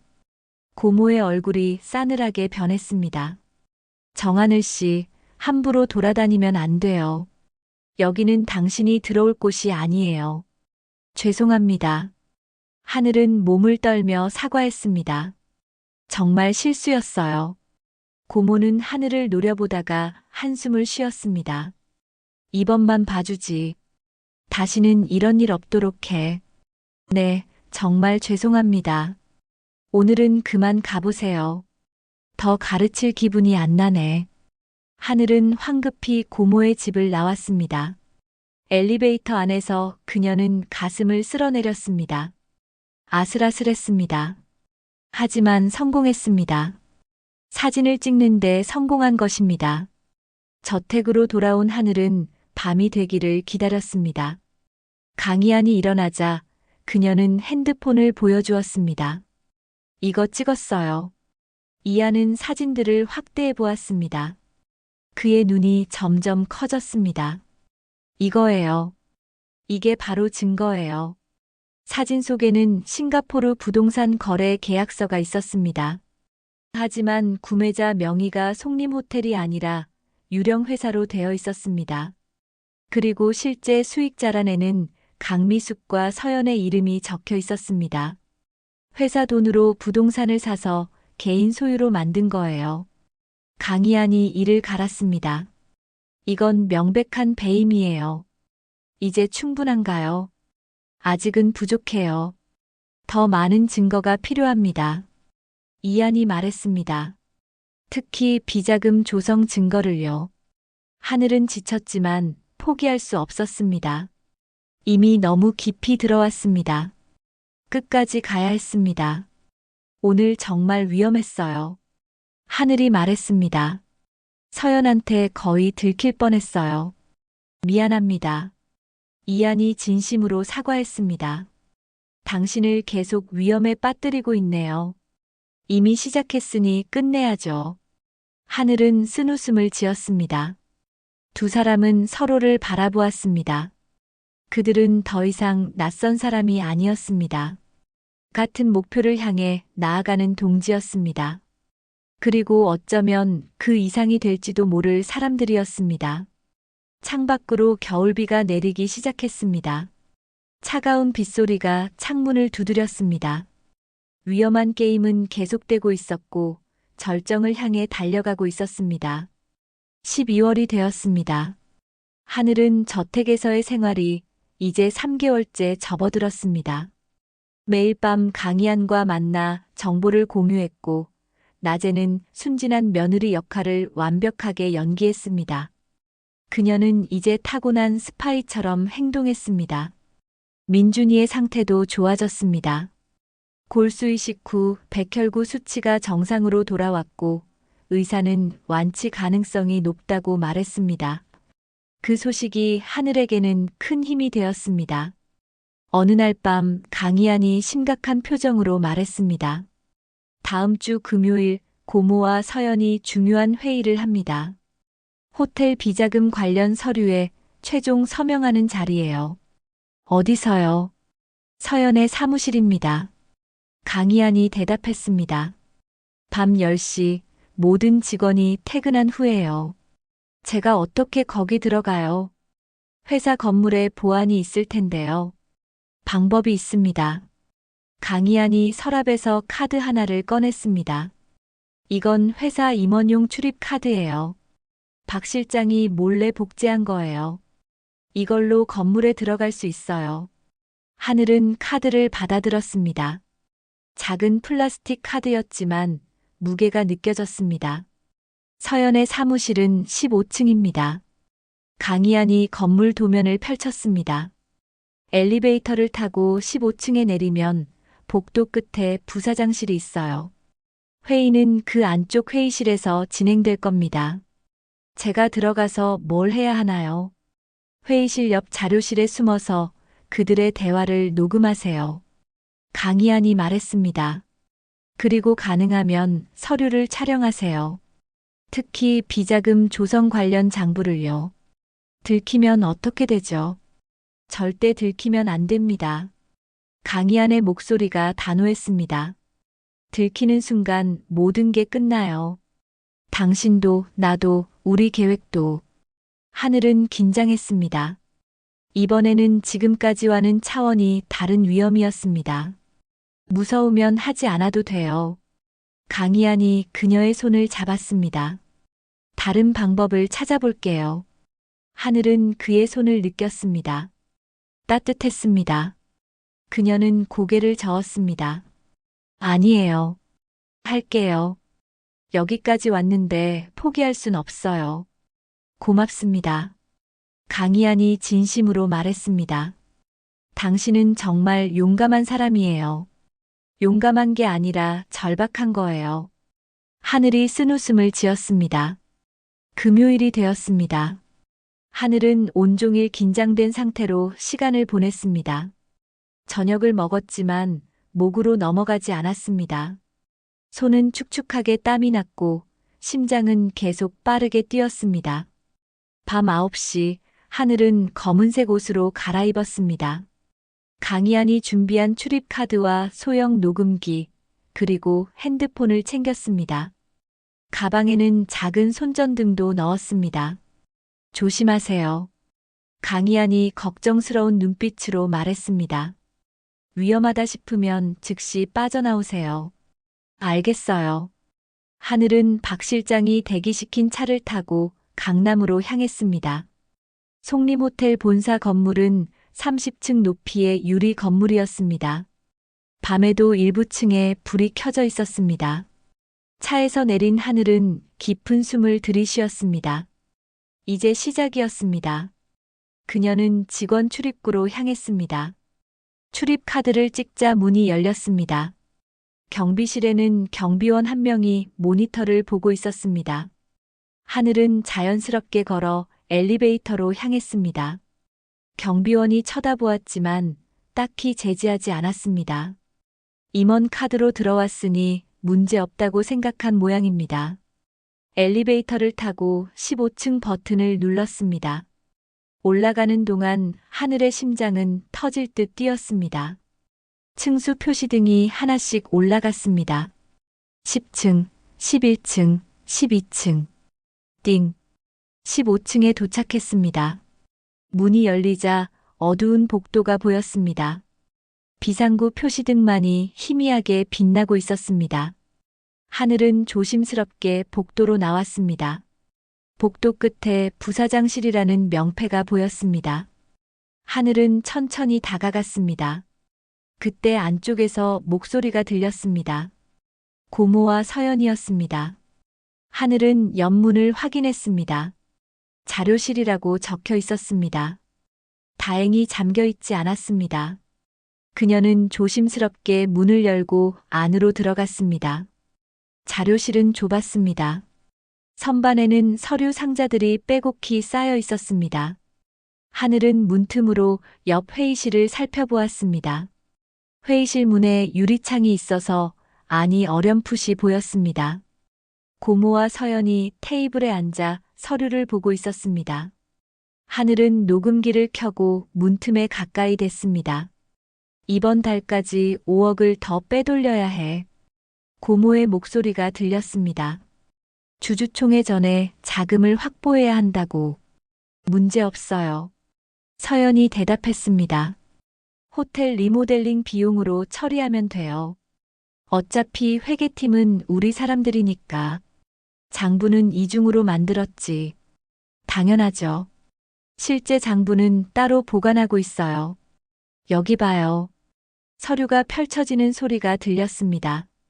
하늘은 핸드폰 카메라를 최대한 줌으로 당겨서 유리창 너머를 촬영했습니다. 흔들리는 손을 억지로 진정시키며 셔터를 눌렀습니다. 이안 해임 안건은 준비됐어. 고모가 말했습니다. 다음 달 15일 주주총회에서 정식으로 상정할 거야. 삼촌이 반대하지 않을까요? 내 아버지는 이미 포기했어. 서연이 비웃듯 말했습니다. 아들이 식물인간이 됐는데 뭘 어떻게 하겠어. 주주들도 다 우리 편이고. 그럼 이제 시간 문제네요. 서연의 목소리에 기쁨이 묻어났습니다. 곧 송림호텔은 제 거예요. 그래. 내가 대표가 되는 거야. 고모가 만족스럽게 말했습니다. 하늘은 모든 대화를 녹음하고 있었습니다. 그녀의 손이 떨렸지만 녹음기를 꽉 쥐고 있었습니다. 그때였습니다. 자료실 문 뒤에서 뭔가가 떨어지는 소리가 났습니다. 쿵. 하늘이 실수로 선반의 상자를 건드린 것입니다. 회의실 안에 대화가 멈췄습니다. 무슨 소리야? 서연의 목소리였습니다. 발소리가 다가왔습니다. 하늘은 공포에 얼어붙었습니다. 숨을 곳이 없었습니다. 자료실 문 손잡이가 돌아갔습니다. 하늘은 본능적으로 선반 뒤로 몸을 숨겼습니다. 문이 열리고 불이 켜졌습니다. 서연이 안을 들여다보았습니다. 아무도 없는데. 서연이 중얼거렸습니다. 상자가 떨어진 것 같네. 잘 확인해봐. 고모의 목소리가 들렸습니다. 서연이 자료실 안으로 들어왔습니다. 그녀는 주변을 둘러보았습니다. 하늘은 선반 뒤에서 숨을 죽였습니다. 심장이 터질 것 같았습니다. 서연의 발소리가 점점 가까워졌습니다. 하늘은 눈을 질끈 감았습니다. 들키면 끝이었습니다. 그때 복도에서 핸드폰 벨소리가 울렸습니다. 서연의 핸드폰이었습니다. 야, 왜? 서연이 전화를 받으며 자료실을 나갔습니다. 하늘은 가까스로 숨을 내쉬었습니다. 온몸에 식은땀이 흘렀습니다. 그녀는 조금만 더 버티기로 했습니다. 회의가 다시 시작되었습니다. 10분 정도 더 대화가 이어졌습니다. 하늘은 모든 것을 녹음했습니다.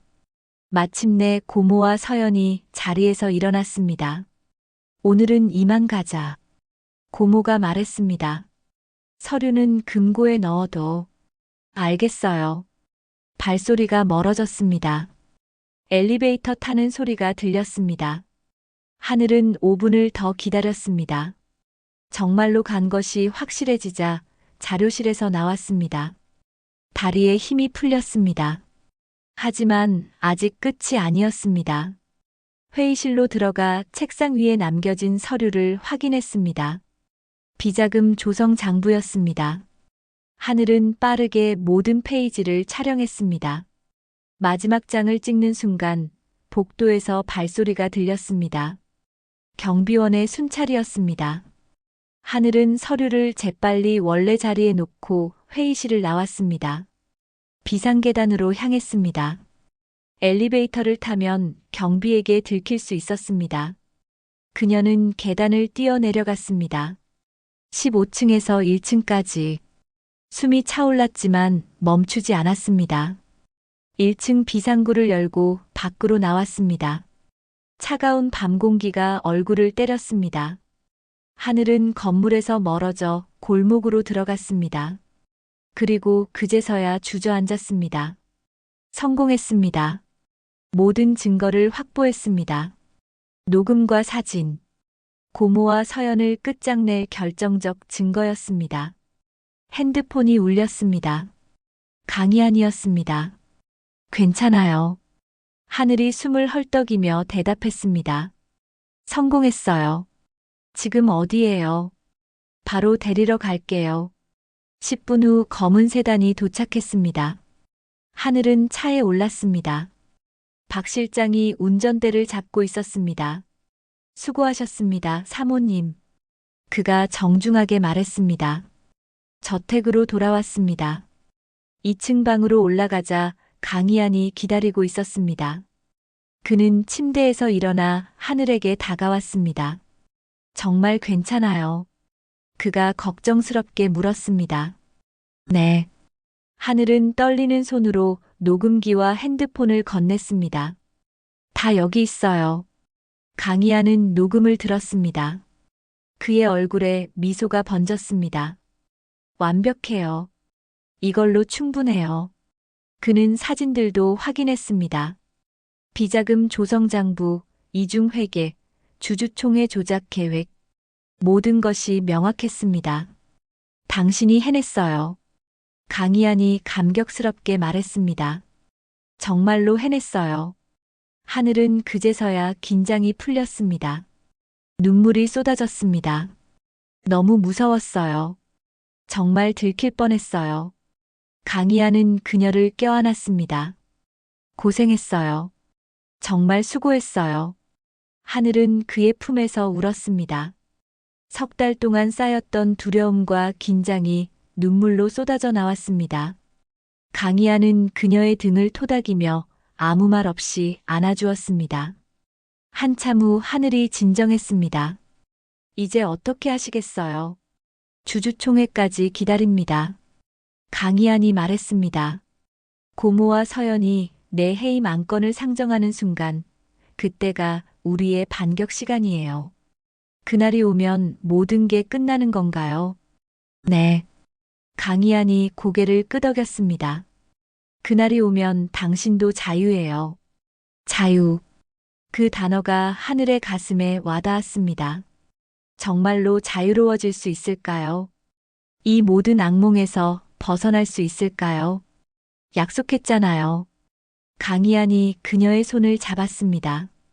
이 일이 끝나면 당신과 가족이 평생 안전하고 행복하게 살 수 있도록 해드릴게요. 하늘은 그의 눈을 바라보았습니다. 그 눈에는 진심이 담겨 있었습니다. 처음 만났을 때의 차갑고 계산적인 눈빛은 사라지고 따뜻함과 신뢰가 자리 잡고 있었습니다. 고마워요. 하늘이 작게 말했습니다. 저를 믿어줘서요. 내가 고마워요. 강희안이 대답했습니다. 당신이 없었다면 나는 여기서 영원히 죽은 척 누워 있어야 했을 거예요. 두 사람은 서로를 바라보며 미소 지었습니다. 그들은 이제 진정한 파트너였습니다. 계약으로 맺어진 관계를 넘어 신뢰와 동지애로 연결된 사이였습니다. 창밖으로 첫눈이 내리기 시작했습니다. 하얀 눈송이들이 어둠 속에서 춤을 추었습니다. 긴 겨울이 지나고 있었습니다. 그리고 곧 봄이 올 것입니다. 하지만 그 전에 마지막 전쟁이 남아 있었습니다. 가장 큰 전투가 기다리고 있었습니다. 하늘은 창밖에 눈을 바라보며 다짐했습니다. 끝까지 가겠다고. 이 싸움을 승리로 이끌겠다고. 그리고 진정한 자유를 찾겠다고. 그들의 가장 위험한 도박이 이제 막 절정을 향해 달려가고 있었습니다. 주주총회까지 2주가 남았습니다. 저택의 분위기는 팽팽하게 긴장되어 있었습니다. 강희안은 밤마다 박 실장과 통화하며 최종 계획을 점검했습니다. 하늘은 그 모습을 지켜보며 불안감을 느꼈습니다. 어느 날 오후 뜻밖의 방문객이 찾아왔습니다. 서연이었습니다. 집사가 2층으로 올라와 알렸습니다. 부사장님께서 사모님을 뵙고 싶어 하십니다. 하늘의 심장이 쿵 내려앉았습니다.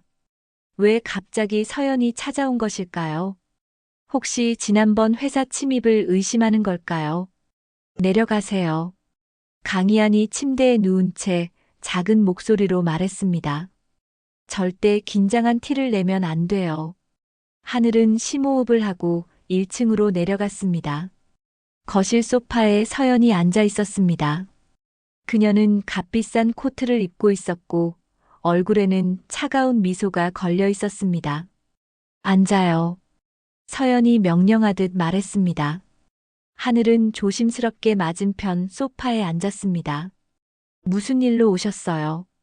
그냥 이한 오빠 상태도 확인하고 당신 얼굴도 볼 겸 왔어요. 서연이 찬찬히 하늘을 훑어보았습니다.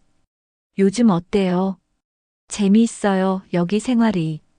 네, 덕분에 잘 지내고 있습니다. 하늘은 고개를 숙이며 대답했습니다. 그래요. 서연이 비웃듯 말했습니다. 식물인간 남편 옆에서 혼자 사는 게 재미있을 리 없겠죠. 외롭지 않아요. 괜찮습니다. 거짓말. 서연의 목소리가 날카로워졌습니다.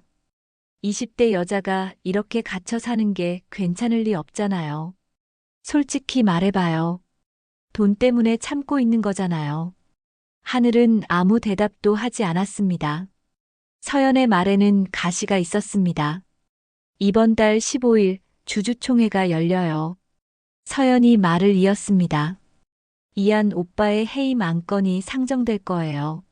식물인간이 회사 대표로 있을 수는 없으니까요.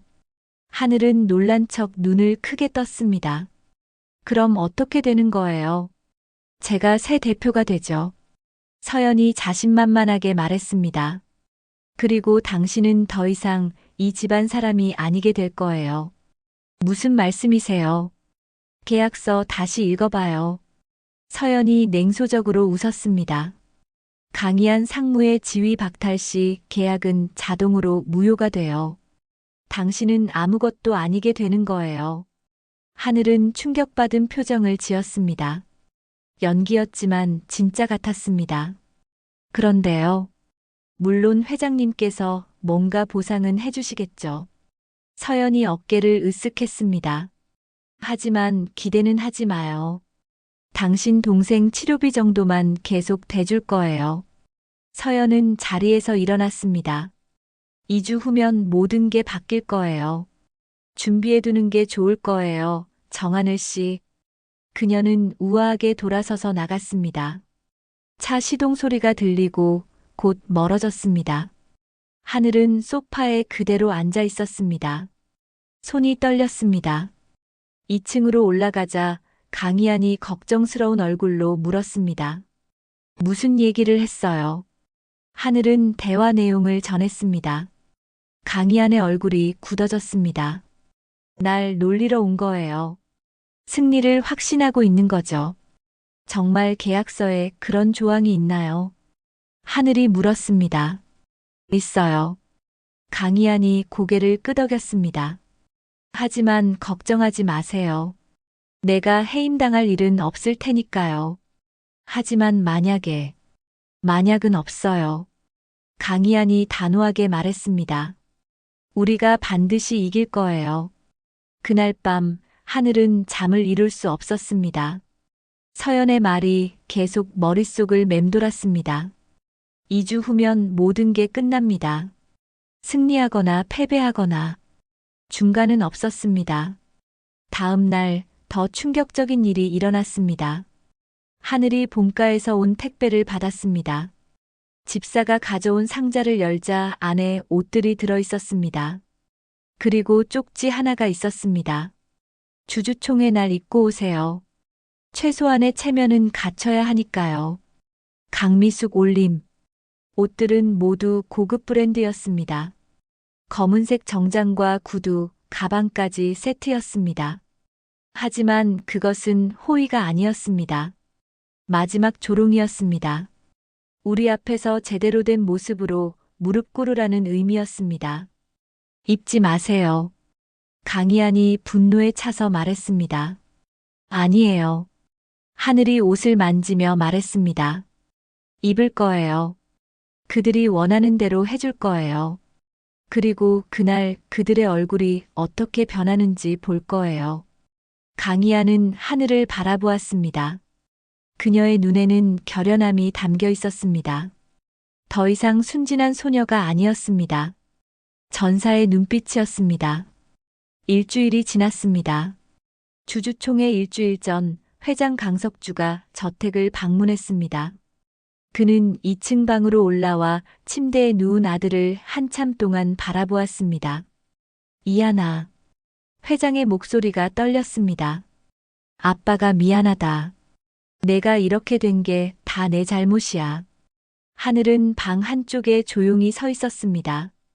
회장의 슬픔이 전해졌습니다. 하늘씨. 회장이 그녀를 불렀습니다. 고맙네. 내 아들 곁을 지켜줘서. 당연한 일을 했을 뿐입니다. 하늘은 고개를 숙였습니다. 다음 주 주주총회에서 이한이의 해임 안건이 상정될 거야. 회장이 무거운 목소리로 말했습니다. 나는 막을 수가 없어. 이사들 대부분이 미숙이 편이거든. 하늘은 가슴이 아팠습니다. 회장도 모르고 있었습니다. 자신의 아들이 깨어 있다는 것을, 그리고 반격을 준비하고 있다는 것을.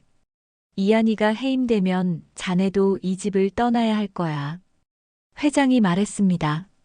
하지만 걱정하지 마. 약속한 것들은 다 지켜줄 테니.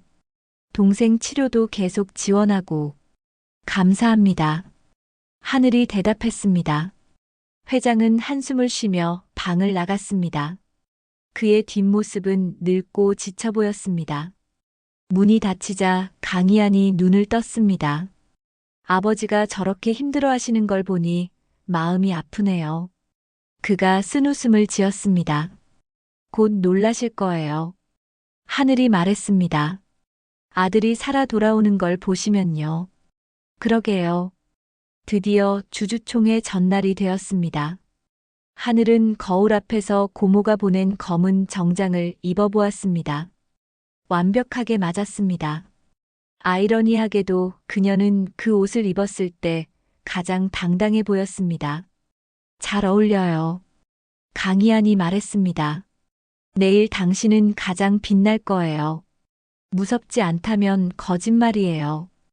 하늘이 솔직하게 말했습니다. 나도 무서워요. 강희안이 인정했습니다. 하지만 우리는 해낼 거예요. 함께라면요. 그는 자리에서 일어나 하늘에게 다가왔습니다. 그리고 그녀의 손을 잡았습니다.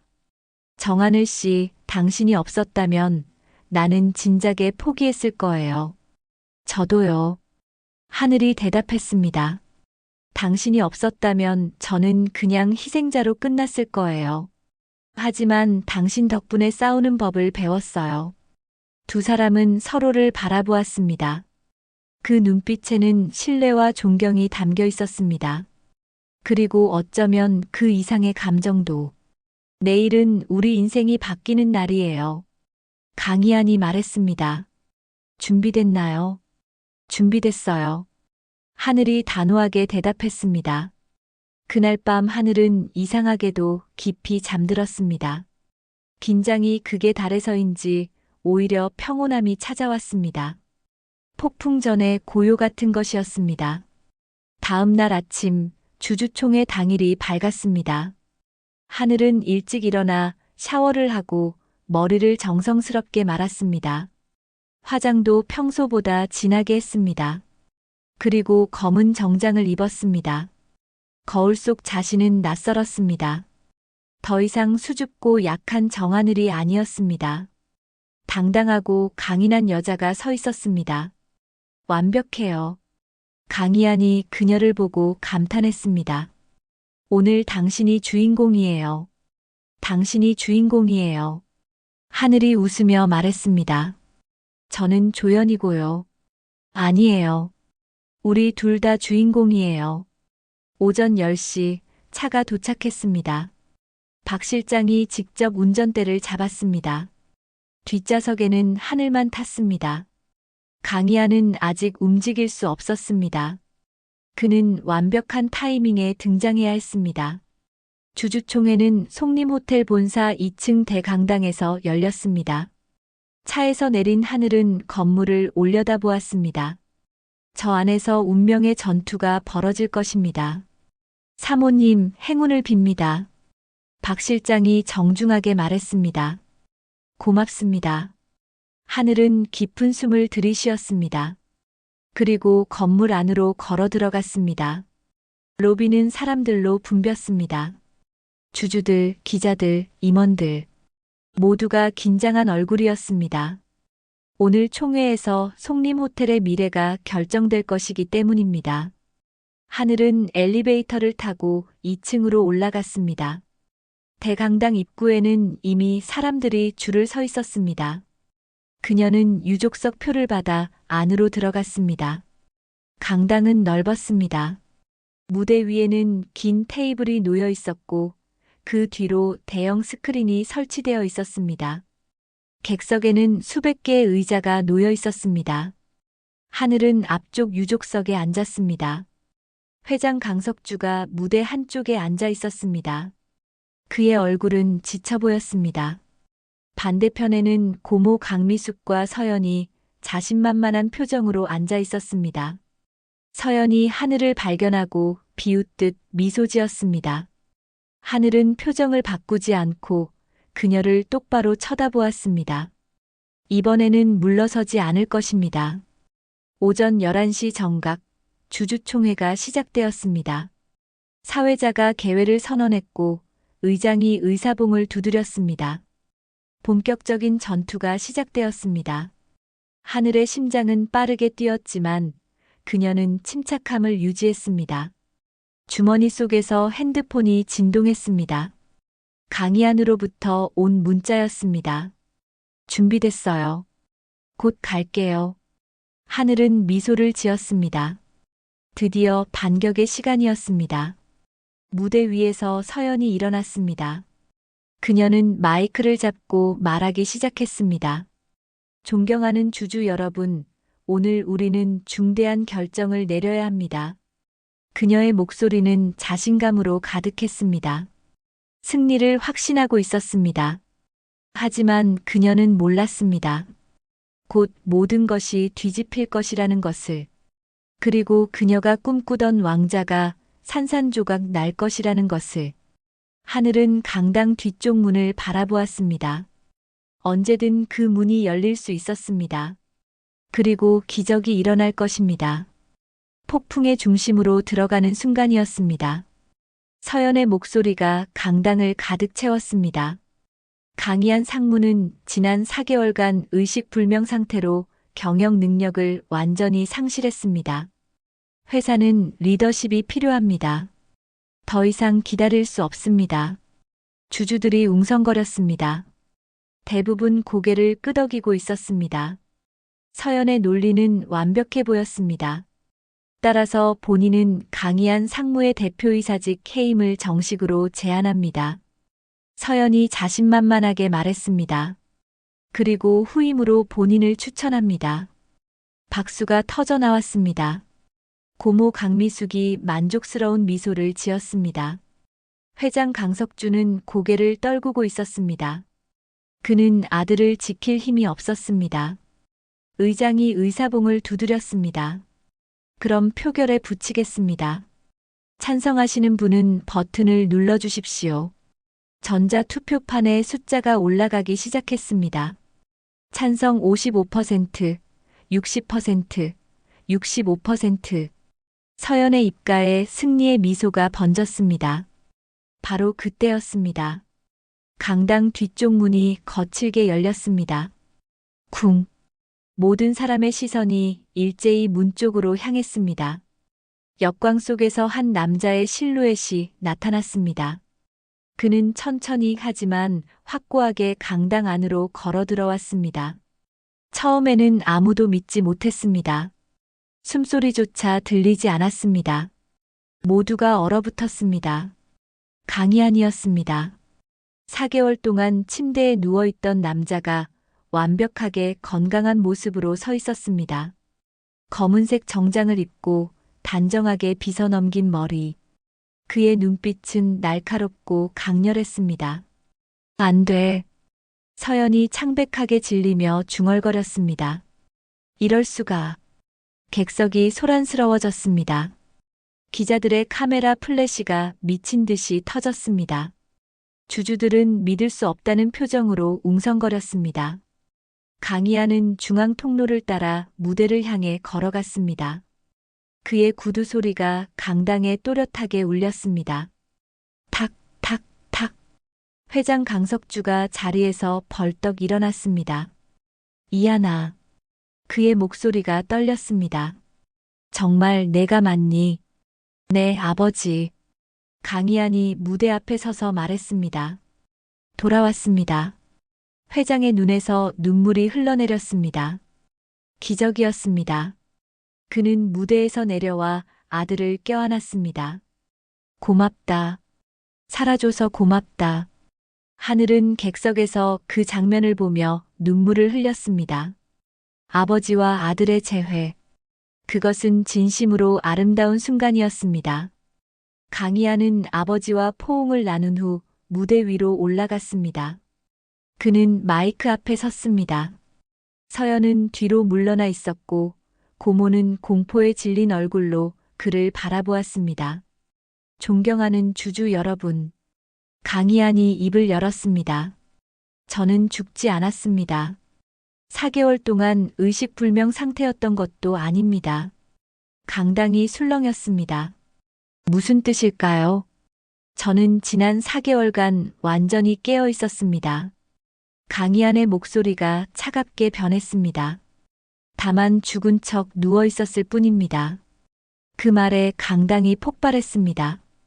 주주들이 소리를 지르고 기자들이 질문을 던졌습니다.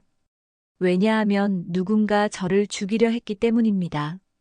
강희안이 서연을 똑바로 쳐다보았습니다. 4개월 전 요트 사고는 사고가 아니었습니다. 누군가 제 요트 엔진을 고의로 조작했습니다. 거짓말이야. 서연이 바락 소리쳤습니다. 증거 있어. 있습니다. 강희안이 냉소를 지었습니다. 그리고 그것보다 더 심각한 증거들도 있죠. 그가 손짓하자 대형 스크린에 영상이 나타났습니다. 그것은 고모와 서연이 회의실에서 나눈 대화였습니다. 하늘이 녹음한 그 대화였습니다. 이번 달까지 5억을 더 빼돌려야 해. 고모의 목소리가 스피커를 통해 흘러나왔습니다. 호텔 리모델링 비용으로 처리하면 돼요. 서연의 목소리가 뒤따랐습니다. 강당이 다시 한번 소란스러워졌습니다. 고모의 얼굴이 하얗게 변했습니다. 이게 전부가 아닙니다. 강희안이 말을 이었습니다. 스크린에 서류 사진들이 나타났습니다. 싱가포르 부동산 불법 거래 계약서, 이중 장부, 비자금 조성 내역. 이 서류들은 강미숙 고모와 서연이 회사 자금 수백억 원을 빼돌려 개인 재산으로 만든 증거입니다. 강희안의 목소리가 강당을 울렸습니다. 주주들이 분노에 차서 고함쳤습니다. 이건 배임이야, 횡령이야. 서연이 마이크를 잡으려 했습니다. 이건 조작이에요, 함정이라고요. 함정이라고요. 강희안이 비웃었습니다.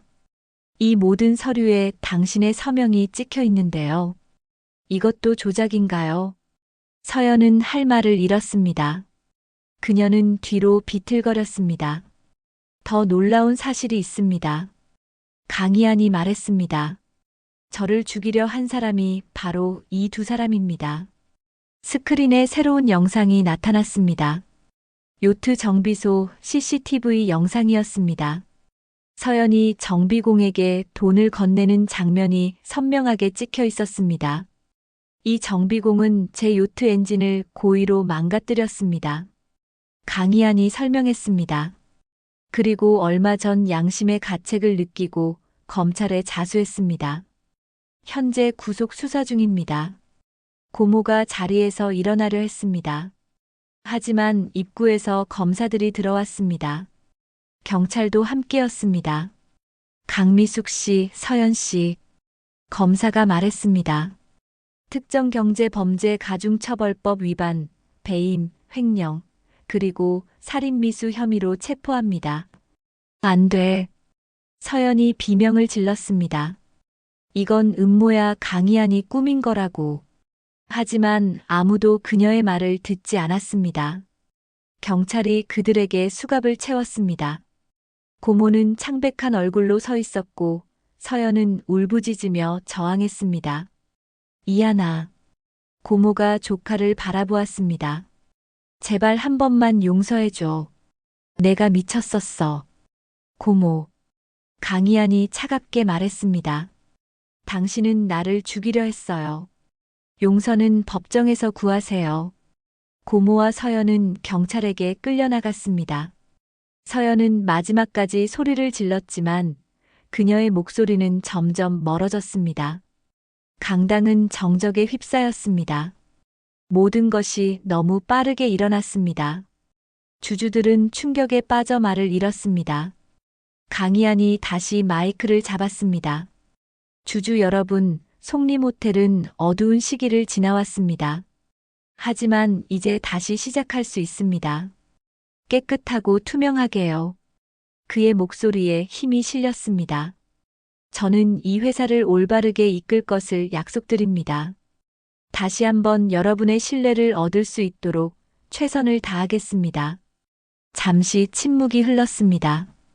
그리고 한 주주가 일어나 박수를 쳤습니다.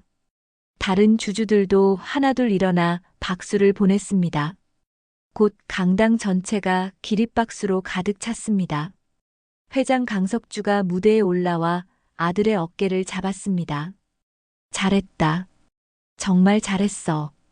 의장이 의사봉을 두드렸습니다. 그럼 강희안 상무의 대표이사직 유지에 찬성하시는 분은 버튼을 눌러주십시오. 전자투표판에 숫자가 올라갔습니다. 찬성 85%, 90%, 95%. 압도적인 지지였습니다. 가결되었습니다. 의장이 선언했습니다. 강희안 상무는 계속 대표이사로 재임합니다. 다시 한번 박수가 터져 나왔습니다. 강희안은 고개를 숙여 인사했습니다. 그리고 그의 시선이 객석의 하늘을 찾았습니다. 두 사람의 눈이 마주쳤습니다. 강희안은 미소를 지었습니다. 고맙다는 눈빛이었습니다. 하늘도 미소로 답했습니다. 눈물이 흘러내렸지만 행복한 눈물이었습니다. 그들은 해냈습니다. 함께 해냈습니다. 주주총회가 끝나고 사람들이 빠져나갔습니다. 기자들이 강희안을 에워쌌지만 경호원들이 막았습니다. 강희안은 기자회견은 나중에 하겠다고 말하고 강당을 빠져나왔습니다. 복도에서 하늘이 기다리고 있었습니다. 강희안이 그녀에게 다가왔습니다.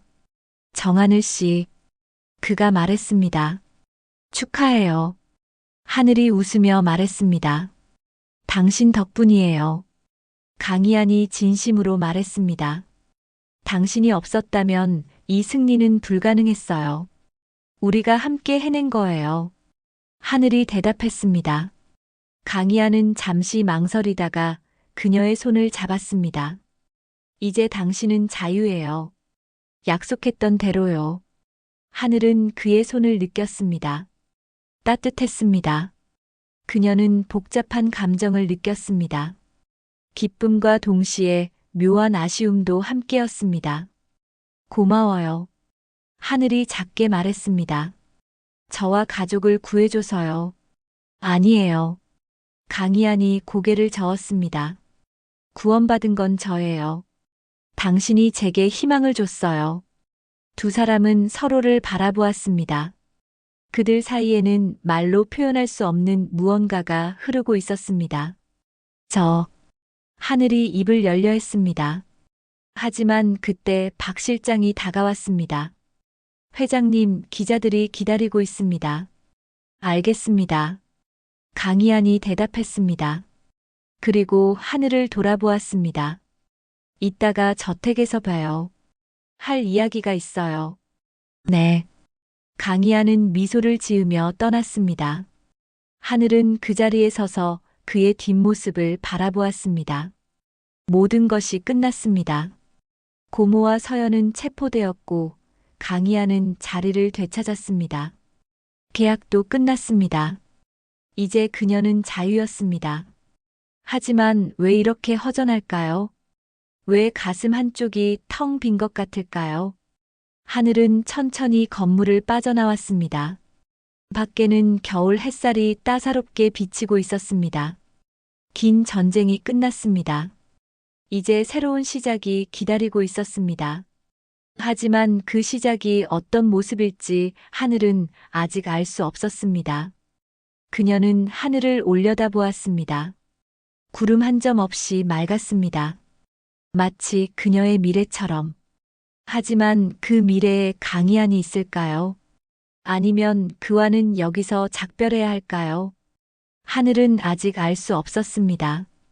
답은 저택에서 기다리고 있었습니다.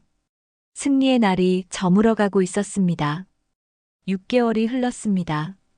봄이 왔고 서울의 거리는 벚꽃으로 물들었습니다. 송림호텔 그룹은 강희안의 리더십 아래 안정을 되찾았습니다. 고모 강미숙과 서연은 1심에서 각각 징역 7년과 5년을 선고받았습니다. 하늘의 삶도 완전히 바뀌었습니다. 민준이는 완치 판정을 받았고 건강하게 학교에 다니고 있었습니다. 아버지도 재활 치료를 마치고 일상으로 돌아왔습니다. 가족의 빚은 모두 청산되었고 강희안이 약속했던 것보다 훨씬 많은 보상을 받았습니다. 하늘은 대학에 복학했습니다. 사회복지학과 3학년. 그녀는 자신과 같은 처지에 있는 사람들을 돕고 싶었습니다. 강의를 듣고 과제를 하고 친구들과 캠퍼스를 걸었습니다. 평범하지만 소중한 일상이었습니다. 하지만 가끔 그녀의 마음 한구석이 허전했습니다. 저택에서의 그 긴박했던 나날들이 꿈처럼 느껴졌습니다. 그리고 무엇보다 강희안이 그리웠습니다. 주주총회 이후 그들은 만나지 못했습니다. 강희안은 회사 정상화에 바빴고 하늘은 새로운 삶을 시작했습니다. 가끔 문자를 주고받았지만 그것뿐이었습니다. 어쩌면 이게 맞는 것일지도 모릅니다. 그들의 관계는 계약으로 시작되었고 목적이 이루어진 지금은 끝난 것일지도 모릅니다. 어느 화창한 봄날 오후 하늘은 도서관에서 공부를 하고 있었습니다. 핸드폰이 울렸습니다. 모르는 번호였습니다. 여보세요. 정하늘 씨, 박 실장입니다. 익숙한 목소리였습니다. 박 실장님, 무슨 일이세요? 회장님께서 오늘 저녁 시간이 되시는지 여쭤보라고 하셨습니다. 특별한 행사가 있어서 꼭 참석해 주셨으면 하신답니다. 무슨 행사인데요? 송림호텔 사회공헌재단 출범식입니다. 회장님께서 새로 만드신 재단이에요. 하늘은 망설였습니다. 강희안을 만나게 될 것이 분명했습니다. 준비가 되어 있을까요? 정하늘 씨가 꼭 와주셨으면 합니다. 박 실장이 정중하게 말했습니다. 이 재단은 사실 정하늘 씨를 위해 만든 거나 다름없거든요. 저를 위해요. 네. 회장님께서 정하늘 씨가 겪은 어려움을 생각하며 만드셨다고 하셨습니다. 경제적 어려움에 처한 가정을 돕는 재단이에요. 하늘의 가슴이 뭉클해졌습니다. 알겠습니다. 가겠습니다. 저녁 7시 송림호텔 본관 그랜드 볼룸에서 출범식이 열렸습니다. 하늘은 연한 분홍색 원피스를 입고 행사장에 들어섰습니다. 넓은 홀에는 많은 사람들이 모여 있었습니다. 무대 위에는 회장 강석주가 서 있었고 그 옆에 강희안이 서 있었습니다. 6개월 만에 보는 그는 더욱 믿음직스러워 보였습니다. 강희안이 하늘을 발견했습니다. 그의 얼굴에 미소가 번졌습니다. 하늘도 어색하게 손을 들어 인사했습니다. 출범식이 시작되었습니다. 회장이 재단의 취지를 설명했습니다. 경제적 어려움으로 고통받는 가정, 특히 가족의 병원비 때문에 힘든 사람들을 돕는 것이 목적이라고 했습니다. 그리고 놀라운 발표가 이어졌습니다. 이 재단의 초대 이사장으로 정하늘 씨를 임명합니다. 회장이 말했습니다. 하늘은 깜짝 놀랐습니다. 저요. 제가요. 박수가 터져 나왔습니다. 사람들이 하늘을 쳐다보았습니다. 박 실장이 다가와 그녀를 무대로 안내했습니다. 떨리는 다리로 무대에 오른 하늘은 마이크 앞에 섰습니다. 회장이 임명장을 건넸습니다. 잘 부탁드립니다. 회장이 따뜻하게 말했습니다. 최선을 다하겠습니다. 하늘이 떨리는 목소리로 대답했습니다. 강희안이 다가와 악수를 청했습니다. 축하해요, 이사장님. 고마워요. 하늘이 그의 손을 잡았습니다. 따뜻한 손이었습니다. 6개월 만에 느끼는 온기였습니다. 출범식이 끝나고 리셉션이 이어졌습니다. 많은 사람들이 하늘에게 축하 인사를 건넸습니다. 그녀는 정신없이 사람들과 인사를 나누었습니다. 한참 후 발코니로 나와 숨을 돌렸습니다. 밤 공기가 상쾌했습니다. 서울의 야경이 반짝이고 있었습니다. 숨 좀 돌리시나요? 목소리가 들렸습니다. 강희안이었습니다. 네, 사람이 너무 많아서요. 하늘이 웃으며 대답했습니다. 강희안이 그녀 옆에 섰습니다. 두 사람은 잠시 말없이 야경을 바라보았습니다. 이사장직 놀랐죠. 강희안이 먼저 입을 열었습니다. 네, 완전히. 하늘이 솔직하게 말했습니다. 아직도 믿기지 않아요. 당신에게 딱 맞는 자리예요.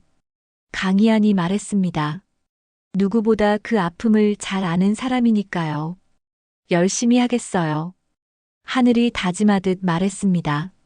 알아요. 강희안이 미소 지었습니다. 당신은 뭐든 해낼 수 있는 사람이니까요. 침묵이 흘렀습니다. 편안하지만 어딘가 어색한 침묵이었습니다. 요즘 어떻게 지내요? 강희안이 물었습니다. 학교 다니고 공부하고 평범하게 지내요. 하늘이 대답했습니다. 민준이도 완전히 나았고 가족 모두 행복해요. 다행이네요. 당신은요? 회사는 괜찮아요. 바쁘죠? 하지만 재미있어요. 강희안이 말했습니다. 이제 아무도 방해하지 않으니까요. 하늘은 고개를 끄덕였습니다. 그리고 용기를 내어 물었습니다. 왜 저를 이사장으로 임명한 거예요? 전 아직 학생이고 경험도 없는데요. 강희안은 잠시 망설이다가 대답했습니다. 당신을 계속 보고 싶었어요. 하늘의 심장이 크게 뛰었습니다. 뭐라고요? 주주총회 이후 6개월 동안 당신이 너무 보고 싶었어요. 강희안이 솔직하게 말했습니다. 하지만 연락할 명분이 없었어요. 계약도 끝났고 당신은 자유의 몸이 됐으니까요. 그는 하늘을 똑바로 바라보았습니다. 그래서 이 재단을 만들었어요. 당신을 다시 만날 수 있는 이유를 만들고 싶었어요. 하늘은 숨을 멈췄습니다. 믿을 수 없었습니다. 정하늘 씨, 강희안이 한 걸음 다가왔습니다. 처음에 우리는 계약으로 만났어요. 나는 당신을 이용했고, 당신은 가족을 위해 그 제안을 받아들였죠. 그는 잠시 멈췄다가 말을 이었습니다. 하지만 그 시간 동안 나는 당신에게서 용기를 배웠어요. 희망을 배웠어요. 그리고 사랑을 배웠어요. 사랑. 그 단어에 하늘의 눈이 커졌습니다. 나는 당신을 사랑하게 됐어요. 강희안이 고백했습니다. 언제부턴가 당신 없는 삶을 상상할 수 없게 됐어요. 하늘의 눈에서 눈물이 흘러내렸습니다. 나도요. 그녀가 떨리는 목소리로 말했습니다. 나도 당신을 사랑해요. 정말요. 강희안의 얼굴이 환해졌습니다. 네. 하늘이 고개를 끄덕였습니다. 6개월 동안 매일 당신 생각을 했어요. 보고 싶었어요. 강희안은 그녀에게 다가와 손을 잡았습니다. 이번에는 계약이 아니에요. 의무도 아니에요. 그는 무릎을 꿇었습니다. 주머니에서 작은 상자를 꺼냈습니다. 상자를 열자 반지가 반짝였습니다. 정하늘 씨, 나와 결혼해 주시겠어요? 진짜로요. 하늘은 눈물을 흘리며 고개를 끄덕였습니다. 네, 좋아요. 강희안은 일어나 그녀를 껴안았습니다. 두 사람은 서울의 야경 아래에서 오랫동안 서로를 안고 있었습니다. 발코니 안쪽에서 박수 소리가 들렸습니다. 회장과 박 실장, 그리고 몇몇 사람들이 지켜보고 있었습니다. 모두 미소를 지으며 축하해 주었습니다. 하늘은 부끄러워하며 얼굴을 가렸습니다. 강희안은 웃으며 그녀의 손을 잡았습니다.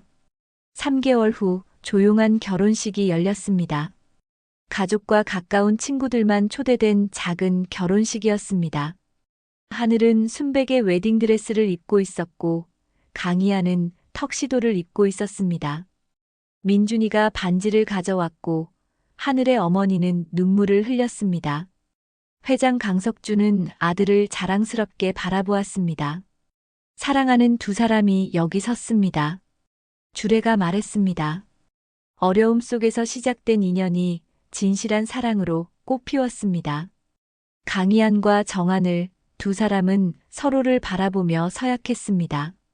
기쁠 때나 슬플 때나 부유할 때나 가난할 때나 건강할 때나 아플 때나 평생 사랑하고 아끼겠다고 반지를 교환했습니다. 강희안이 하늘의 손에 반지를 끼워 주었고 하늘도 그의 손에 반지를 끼워 주었습니다. 이제 키스해도 좋습니다. 강희안은 하늘에게 다가가 부드럽게 키스했습니다. 박수가 터져 나왔습니다. 행복한 미소가 가득한 결혼식이었습니다. 그날 밤 신혼여행을 떠나기 전 하늘은 가족들과 시간을 보냈습니다. 민준이가 누나에게 말했습니다. 누나, 행복해. 정말 행복해 보여. 응, 나 지금 정말 행복해. 하늘이 동생을 안으며 말했습니다. 아버지가 다가와 딸의 어깨를 토닥였습니다. 고생 많았다. 이제 행복하게 살아라. 네, 아빠. 고마워요. 1년 후 하늘은 송림호텔 사회공헌재단 이사장으로서 많은 가정을 도왔습니다. 그녀는 자신의 경험을 바탕으로 진심으로 사람들을 도왔고 많은 이들에게 희망이 되었습니다. 강희안은 송림호텔을 더욱 성장시켰습니다. 투명하고 정직한 경영으로 업계의 모범이 되었습니다. 두 사람은 함께 저녁을 먹고 함께 웃고 함께 꿈을 꾸었습니다. 계약으로 시작된 관계는 진정한 사랑으로 완성되었습니다. 어느 저녁 두 사람은 저택 정원을 산책했습니다. 예전에 하늘이 처음 왔던 그 저택이었습니다. 하지만 이제는 더 이상 감옥이 아니었습니다. 사랑이 가득한 집이었습니다. 그때 생각나요. 하늘이 말했습니다. 처음 이 집에 왔을 때요. 너무 무서웠어요. 나도 기억해요. 강희안이 웃으며 말했습니다. 당신이 소파에서 웅크리고 자던 모습요. 창피해요. 하늘이 얼굴을 붉혔습니다. 아니에요. 사랑스러웠어요. 강희안이 그녀를 안으며 말했습니다. 그때부터 이미 당신에게 끌렸던 것 같아요. 거짓말. 진짜예요. 두 사람은 웃으며 서로를 바라보았습니다. 별이 쏟아지는 밤하늘 아래에서 그들은 키스를 나눴습니다. 계약으로 시작된 거짓 결혼은 끝났습니다. 하지만 진실한 사랑의 결혼이 시작되었습니다. 가면 속에 숨겨졌던 진실은 이제 모두의 것이 되었습니다. 그리고 두 사람은 더 이상 가면이 필요 없었습니다. 그들은 서로에게 가장 솔직하고 진실한 모습으로 사랑했습니다. 봄날의 햇살처럼 따뜻하고 여름밤의 별처럼 반짝이는 사랑이었습니다. 그렇게 그들의 이야기는 행복한 결말을 맞이했습니다. 이 아이가 좋았다면 구독, 좋아요 부탁드려요.